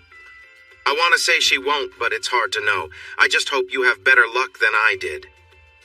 Maybe this whole marriage thing isn't as great as people say, huh? Don't say that. You know, I've been reading some things. People my age aren't getting married or having kids as much as before. Millennials took their time, and you guys were slower than the boomers, too. Younger folks seem to be looking at everything differently. Maybe there's a reason for that. Maybe. You know what? What? I'm really glad I have such smart kids. Happy to help. Just a moment. He might have been checking his phone. Jessica is calling me. She's with her mom. Better take it. I'll call you back. Bye. Love you, Dad. After 45 minutes. Dad? Hey, Michael. Jessica's been feeling pretty down. She was mostly crying. Oh no, is she okay? I should call her. No, I'll go see her. I'm here, Dad, she said. Michael added you in. Oh. Hi, sweetie. I'm okay now. I feel better. What happened with your mom? It was really bad. She spent the whole time trying to convince me to accept Mr. Davenport as part of our family, like he could be a stepdad or something with him as her second husband. Wait, what? I think she's not thinking clearly. I told her it was a crazy idea and that you would never accept it, and neither would I. But it was like talking to a wall. She has this strange fantasy and won't let go. Really? That woman thinks she can just bring Lee Davenport into our family? Yes, that's what she said. Not a chance. Jessie started crying again. Daddy, I don't understand how she can do this to you, to us. What's wrong with her? She's just... Breathe, Jessie, take it easy. Yeah, little sister, we've talked about this. She kept crying for a bit. Jessie, I'm coming to get you. No, you don't have to. Yes, I do. I can't leave you feeling like this. Let me take care of you, please. She stayed quiet. For me, let your dad do this for you. You're a really good dad, she said. The best, Michael added. I'm leaving now. I'll be at the public spot near my dorm. Text me when you're about 5 minutes away. Okay. I love you, Daddy. I love you too, Jessie, and you too, Michael. Love you too. Take care of my little sister, Dad. I will. We hung up. I sent the text. Jessie got into my car with a gym bag. She must not have been planning to spend the night at her dorm. I took her out to dinner, but she could only eat soup. We hardly talked. Afterward, we went back to my place and sat on the couch. My strong and bright 19-year-old daughter seemed so much younger then, almost like a child. I held her close and we both just breathed together. Sometimes just being there matters. Jessie slept on the pull-out couch and I took her to breakfast before returning her to campus. It was Saturday, so we didn't have any plans. Breakfast turned into brunch, and I also had a long phone call with Michael. I dropped Jessie off and checked my email. My move to Chicago was almost set. I could be there in 6 weeks, and the company would cover the moving costs. I found 2 condominiums I liked and sent the details to Michael to get his opinion. Maybe in a few years we'd be roommates. I tackled my laundry, which had built up over the week, but it felt lighter than usual. I couldn't remember the last time I did laundry just for me. Before, I had always done it with Stephanie and the kids. While the laundry was going, I updated Cookie about our plans for a dinner at a tapas restaurant we hadn't tried before. Stephanie kept leaving messages, but I chose to ignore them. After what she put Jessica through, I wasn't interested in her drama. When I met Cookie at the restaurant, she kissed my cheek as we sat down. "So, how is the extended stay?" she asked. "It's all right. It's not busy," I replied. "Sorry, I always want you to feel welcome in my home, but I know there's really only room for me long term." "True, and at least I won't slip in your shower," I joked. "You really should get a non-slip mat." "I have one. It's rolled up in a stand between the wall and the corner of the tub." "You do? I didn't see it." "Really? You're lucky you didn't fall. You should have mentioned it was there." "I didn't think about it. I usually shower at the gym. I only use that tub for relaxing." "Oh, I had a feeling about that. There are so many things we overlook, like the shower mat and other deeper issues. It hit me that the world is full of things we don't see that could catch us off guard. Cookie noticed I was feeling down, as always. I thought about changing the subject and asking her about her last 2 nights dancing. But I knew the answer would be, what happens at the club stays at the club. I wondered if she was involved in something I really didn't want to know about, and I hoped she couldn't read my thoughts. "Dave, you seem far away." Sorry, I guess I am. I have a lot on my mind." "Stephanie?" "Yeah, and you. You were right to tell me not to go to the club. I don't think it would have made me feel better. It would have been hard, and I'm going to Chicago. I've made up my mind. But am I running towards something new, or am I just trying to escape? I really don't understand myself these days. I have no idea what lies ahead. I don't know what I might be missing. Even with everything I've done, I don't feel like I control any of it." She nodded. "Because you've been through a lot." "Yeah. Well, we can't always control what happens to us. Most of the time, we can't. But there's a lesson you haven't really grasped yet. I've told you before, but it didn't stick. When you understand it, you'll really understand. Until then, it's just talk. But I'm here to teach you, and I'll keep showing you until it clicks. Are you ready?" "Sure. Let's see. It will come to you when you're ready. The lesson is simple. Bad things happen, and we can't control that. What we can control is ourselves. You have the power to choose how you respond to everything. It's not easy. We often don't stick to our best intentions. We can be affected in ways we don't fully get, and that makes it hard to deal with those feelings. But at the end of the day, you are responsible for how you react to anything. I see that, but I can't help. No, stop there. Look at me. Look at what I went through and see who I am now. It won't change overnight. You might wrestle with this your whole life. You might choose to struggle, or you might choose not to. It's up to you alone. Okay. Imagine someone facing a tough time. Picture a man who feels like his life has been shattered. It's not far-fetched, is it? But he isn't you. His name was William Ernest Henley. He lived in the late 1800s and he dealt with illness. He lost a leg to it and spent most of his life in great pain. Here's what he shared about his journey. "In the dark of night that surrounds me, as deep as the ocean from one end to the other, I am thankful to whatever gods may exist for my strong spirit. In the tough moments of life, I have not flinched or shouted out. Even when faced with challenges, my head is bruised, but I will not bow down. Beyond this place of anger and tears, there is only the fear of what lies ahead. But still, the worries of time find me brave and strong. It does not matter how narrow the path is or how harsh the choices may seem, I am in charge of my life. I am the captain of my spirit. The poem is called Invictus, which means undefeated. He seems hurt and broken, but that's not the whole story. He is ready to face whatever comes next until the end. Even in death, he won't be defeated. He may have been knocked down, but he will always stand tall. My goodness, was all I could manage to say. The world felt like it was spinning and I had to hold on to the table to stay steady. Can you feel it? Yes, I really can. Strength, David. Courage. Determination. Invictus. Yes. Who is the captain of your ship? I am. Who is the captain of your spirit? I am. I can't hear you. I am. Who decides your actions? I do. Absolutely right. Invictus. Exactly. Now listen, life hasn't been easy for you. It could be better or worse, but that doesn't matter. You get to choose how things will be, because they are your decisions.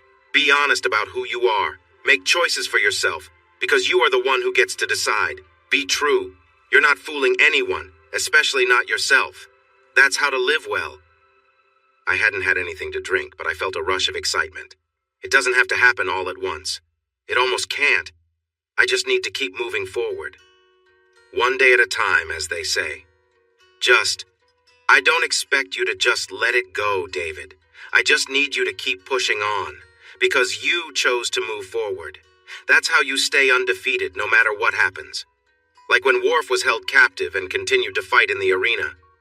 DS9, very good. I'm glad to meet another former fan. I told you I have a lot of that in my mind. And in your heart. It's filled with the best thoughts in the world, Dave. I felt much happier for the rest of dinner. And when we finished, Cookie said, "Walk with me." We were in a lively area, close to the arena and convention center. There was a small jewelry shop, barely more than a booth, and she pulled me inside. Was she hoping for a gift? "What's your ring size, Dave? Your right hand, not your left?" I don't know. "Doesn't matter, they'll measure it for you." And they did. The old man had a big loop filled with rings of all sizes. While Cookie looked over the display, he measured my finger. "That one," she said, pointing to a sturdy-looking titanium piece. "Was it a wedding band?" "You do engravings, right? Can you do it while we wait?" The man nodded. "Great. I want 3 words on the inside, spaced out nicely, like here and here and here," she directed, showing him. She took out a small piece of paper and wrote the 3 words down where I couldn't see. "What's this all about, Cookie?" "Shh, it's a gift. From me to you." "I can't let you do that." "You don't have a choice. I'm doing it. You can keep it or not, but I'm giving this to you." "But you said..." "I said what?" "You said this isn't a relationship. Not like that." "Oh no, you've got it wrong. This is for you. The ring isn't about us, it's about you. It's a reminder." "A reminder of what?" "You'll find out." She placed the ring on my finger when the man finished and paid with her card. It fit perfectly and looked good. Cookie has a great eye for this sort of thing. It felt strange, though. I had worn a ring on my left hand for 20 years, but now I had one on my right. I was in a totally new place. I took it off and looked at the engraving. "Fortitudo integritas invictus." Strength, integrity, unconquered, she said. "May it guide you in dark times when everything else seems lost." I smiled. "Just like Galadriel's gift, the light of Arendelle." "Wow, you really know your stuff, oh master of trivia." Her smile was bright and warm. "When things get tough, when you feel down or alone, touch the ring and remember, just hope you don't face any giant spiders." "I don't think that will happen. I'm heading to Chicago, not a fantasy land." I kissed the ring, then her cheek. "Thank you, Cookie. I'll cherish it. I'll wear it and remember everything you've done for me." "Whoa, don't get all emotional. This isn't goodbye. I'm moving away. And you'll be back. I'll visit you there. It may not be often, but I promise to stick with you and I mean it." Well, thank you. "Part of your journey, young one. Speaking of journeys, I packed a bag. Let me follow you to your new place." It was a memorable night. Cookie and I enjoyed each other's company. She took a long, relaxing shower while I got ready. We didn't spend the entire day together, just a quick breakfast. She had a lot of work to do, and we both had jobs the next day. Michael was surprised when I suggested we could live together when he moved to Chicago in a few years, but he seemed happy about it. He was excited about finding his own place, but living in the Windy City is expensive. He probably needed a roommate. Ideally, someone who would cover all the costs and wouldn't interfere in his life. He wasn't sure about a commitment, but he did prefer one condo over another. Monday came and went without anything happening. Tuesday was similar, but I enjoyed a nice sushi dinner with Cookie. She paid for the meal and was happy to see me wearing the ring. I hadn't taken it off since I got it. It felt like a fresh promise to myself. The sushi tasted better than before, and having a drink made it more enjoyable. Cookie is knowledgeable about sushi and even showed me how to use chopsticks. Even though she paid, I noticed our dinner was pricier than the last one. We managed to avoid talking about my meeting with the counselor the next day, but I kept fiddling with the ring. Wednesday afternoon arrived. It was the big day. I got to the counselor's office right on time. I didn't want to be late and look childish, nor did I want to be early and let Steph surprise me. I thought being punctual was important, so I parked my car out of sight and walked in just a minute before my appointment. But she wasn't there. I felt a bit lost, moving around the reception area. I sat down with a cup of bad coffee and waited. After 10 minutes, I decided that was long enough. There was no one at the reception, so I walked around until I found someone to ask. The young woman was focused on her tablet. "Hi, I'm here to meet Jordan Koenig. He's busy right now. You'll have to wait about an hour." "I'm part of the couple he is supposed to see. This is our first meeting. My name is David Jameson." "Okay," the girl said, looking concerned. "Let me check the schedule." She walked to the reception desk and tapped on the screen. "Jameson, right. They're in room 4. She frowned slightly. "I thought you were already here." "Why would you think that?" "Never mind. Thank you." I went to room 4 and knocked. After a moment, a young man opened the door. "Sorry, we're busy and can't be interrupted." "Cheney should have informed you." "I'm David Jameson." But then who?" His eyes widened. "You should come in." Inside the room were Stephanie and her surprising boyfriend, Lee. "Oh, good. You're here." Stephanie smiled at me. "It was a bit rude of you to show up late, but now we can really get started." "Stephanie, what is he doing here?" "Let me guess. You came together. You allowed Jordan and Cheney?" I glanced at the counselor, who nodded. "So you let them think he was your husband?" "I've been waiting for 10 or 12 minutes. Well, that's what we're here to talk about, isn't it?" I clenched my fist tightly. My knuckles turned white. I relaxed and touched my ring, a gift from Galadriel. It reminded me to stay strong. "Keep it together, Dave. Don't let them get to you." I knew I was going to have to face Shelob. Before I could say anything, Jordan took charge. "Mrs. Jameson, is this your husband? And this is the person you're seeing? Bringing him here isn't right. He isn't part of your marriage. It's just the two of you." Lee Davenport sat quietly, looking like a small lizard trying not to be noticed. "We are soulmates," Stephanie said. "I thought this was a chance for us to communicate and sort things out, without David making a scene." Jordan looked at me, and I figured it was better to stay quiet. "David isn't making a scene, Stephanie. He seems quite in control, and honestly, I think he sees this man's presence here as a challenge. Deserving of a response," I added. "And what would that response be?" "Okay, yes, this man is a therapist. There's an old joke about how many therapists it takes to change a light bulb. Terrible joke, but anyway, I had the floor. My response? This situation shows just how troubled my marriage is. My estranged wife seems to think I'll join in on this mess." I walked towards the door. "I'll pay for this session, not for the next one. I won't be back. You three should use this time to explain to Stephanie just how lost she seems to be. You see? He's being so immature. A grown-up would at least stay and talk." She sounded oddly pleased. "Stephanie, I hope that one day you'll gain some perspective. Expect the papers by the end of the week. I'm done." I left. Those turned out to be the last words I would say to her in person for over 6 years. True to her word, Alicia Swanson acted fast. She even managed to get a restraining order against Stephanie after her outburst in the counselor's office. Stephanie received the papers at Lee Davenport's house just over 2 days after I walked out. She tried to delay things, but I didn't need to live in the same house. My friendships with Michael and Jessica were strong. I moved to Chicago and kept busy with work and getting used to a new city.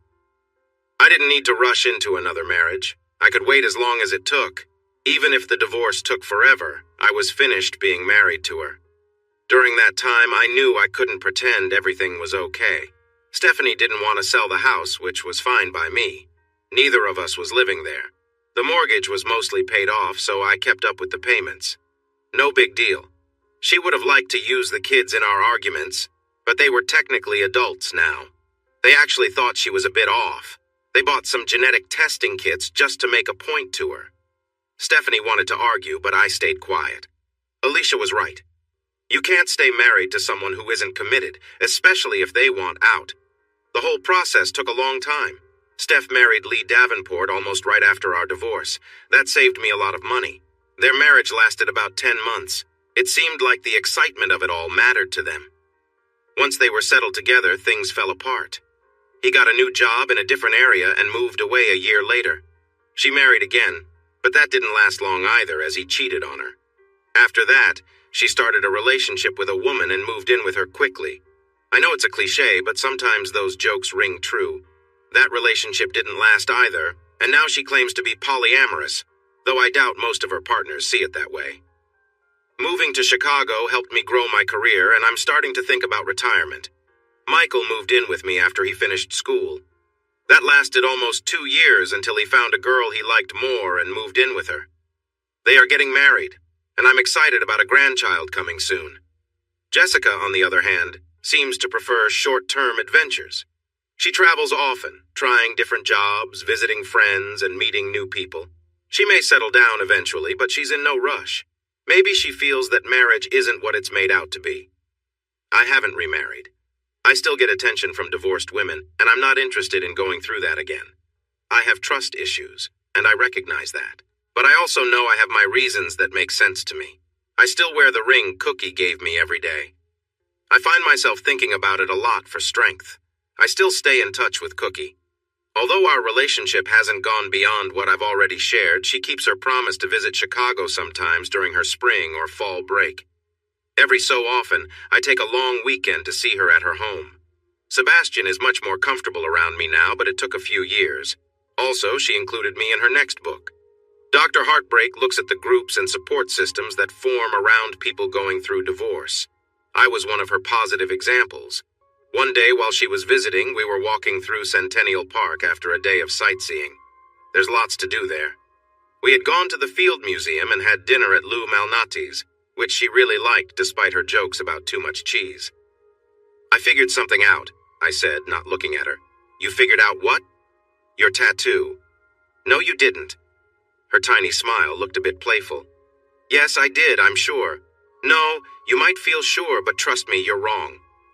She took my hand. Just promise me you won't throw away any of your guesses. I know we've shared a lot, and we've become close. That's not new for me, but maybe it is for you. You think you know me well, but nobody really does. Sometimes I let people guess, and then they never find out. But with you, I would hate to do that. It's better to leave it as a mystery. Trust me. I gently squeezed her hand and turned to touch her face softly. The reason nobody has gotten it right, I said, is that everyone thinks it means 3 different things. That's not it. It's the same meaning repeated 3 times, like a ritual or a charm. Her eyes widened. She let go of my hand and stepped back a little. What? How could you? She shut her eyes, shook her head, and took a shaky breath. You can't know. I pulled her into a hug and placed my hand gently between her shoulder blades, right where her tattoo is. I leaned close and whispered a sweet tune filled with hope and joy. C is for Cookie. That's good enough for me. While I sang, I traced a letter C along one of the 3 curved lines of her tattoo. She gasped. C is for Cookie, and that's good enough for me. The second curved line looked like the letter C turned around. C is for Cookie, and that's good enough for me. The third C, lying sideways, joined the ends of the first 2, finishing the design. Ooh, Cookie, Cookie, Cookie starts with C. I drew a circle around the design just like hers, making sure to touch each of the 3 leaves each time I sang Cookie. She was trembling in my arms. I leaned back and looked into her eyes. They were bright and filled with tears. It's always in your mind, like a little reminder. You find it strong. That's what you said. She nodded. The tattoo is your name, I told her. More specifically, it's your signature, made in a way that only you would understand. It's your identity. That Muppet represents your spirit, and this is his song. Now, as an adult, it's your truth and your strength. Why can't a silly joke or a children's song also hold deep meaning? It can be both. You taught me that. But there's more. Go on, she said, barely above a whisper. Tears streamed down her face. Why do we write our names on things? What does a signature mean? It shows we own these things. We take responsibility for them. If you had someone else's name on you, it would mean you belong to them forever. It would show everyone. But you put your own name on yourself, in your skin, for good. You've said you belong to yourself, not to anyone else. Only you know what it means. You did it 3 times, signed and clear, using symbols that matter to you. Whenever you perform under another name, it always starts with C. You also have a special place you call Room 3. The number 3 always shows up in your life, almost like magic. 3 is often called a magic number. Schoolhouse Rock taught you that. And of course, C is the 3rd letter of the alphabet. She nodded along with my words, showing she understood. I can't believe it. I thought no one. She shook again. I knew you were special the moment I saw you. You won't ever belong to anyone else, will you? You've said that many times, but no one seems to believe you. They think love will take over, that romance or your feelings will change things. They think you're just being stubborn. I'm honoring myself, she replied. You're right, no one gets it. They believe I've given in to my past. That's how it started. But there is no one else for me. There never was. There never will be. She looked at me like she was trying to see right through me. It's not just a negative, it's an affirmation. I belong to me. Everyone belongs to themselves in the end. We're fooling ourselves if we think otherwise. The key is that I know for sure that I'm good enough for me. You are. You really are. And I'm glad, Cookie. There is no one else I would ever trust with my friend. She broke down, tears streaming down her face as she hugged me tightly, like I was a lifeline in a stormy sea. Thank you, she said after a few moments, then took some time to gather herself. Thank you for understanding me. And truly, thank you for respecting it, for respecting me. There isn't enough of that in the world, especially not in most relationships, I said. I'm proud to be part of this, and I'm proud of you. Proud of me for what? You've made your life meaningful. You found your purpose. I worry that many of us don't do that. We just get by and take care of ourselves. You're right. I think many of us are meant to just get by. Changing the world isn't easy. She sniffled. There's something I'm going to need from you, Dave. Just say the word. Anything. First, keep moving forward. I know you're going to be okay, but that doesn't mean you won't feel pain. Just survive, heal, be well, and thrive. Whatever it takes. I'll help you and others will too. But now you're ready. You're worthy, even if you don't see it yet. I need help too. Of course. With what? The work we're doing, it's a lot. There's so much sadness out there every day. Everyone has been hurt in some way. That's true. So, I need you to do what I do. It doesn't have to be a lot, just a little sometimes. Enough to make a difference for one person when it counts. Pay it back or pay it forward, you know? Absolutely. How can I help? Just listen. Just be there. Really understand people like you understood me. Stay connected long enough to matter even when they might not think so. Everyone needs to feel heard. Everybody needs to feel appreciated. You can be that for them, Dave. Just reach out. Each person is different, so you'll need to approach them in different ways. Maybe you'll share something deep with some. Or maybe you'll just sit quietly with someone. Whatever they need. Be ready to make a human connection when you see someone struggling, and keep your promises. I can do that. Good. You'll see it helps. Sometimes the best way to help yourself is to help others. She took a breath. You said that yourself on the first night we spent together. Why do you think I'd do it? It's really the only reason I'm still here. That's what I'm focused on now. That's how I plan to spend my retirement. When Cookie and I get together, we usually catch up and share stories. We've found our own rhythm together. We're not young anymore, but we're still enjoying life. It's been a few years since I started this new chapter, and I hope this one will be someone I can guide along the way. You never know what might happen. Life is different than I expected. It's not what I imagined I'd be doing, especially after things went sideways with Steph. But it's nice. It feels good. It's fulfilling. And it's enough for me. Thanks for watching this video. Don't forget to subscribe to Infidelity Plus to stay updated with more captivating tales of infidelity and payback. Turn on notifications so you're the first to see our latest content.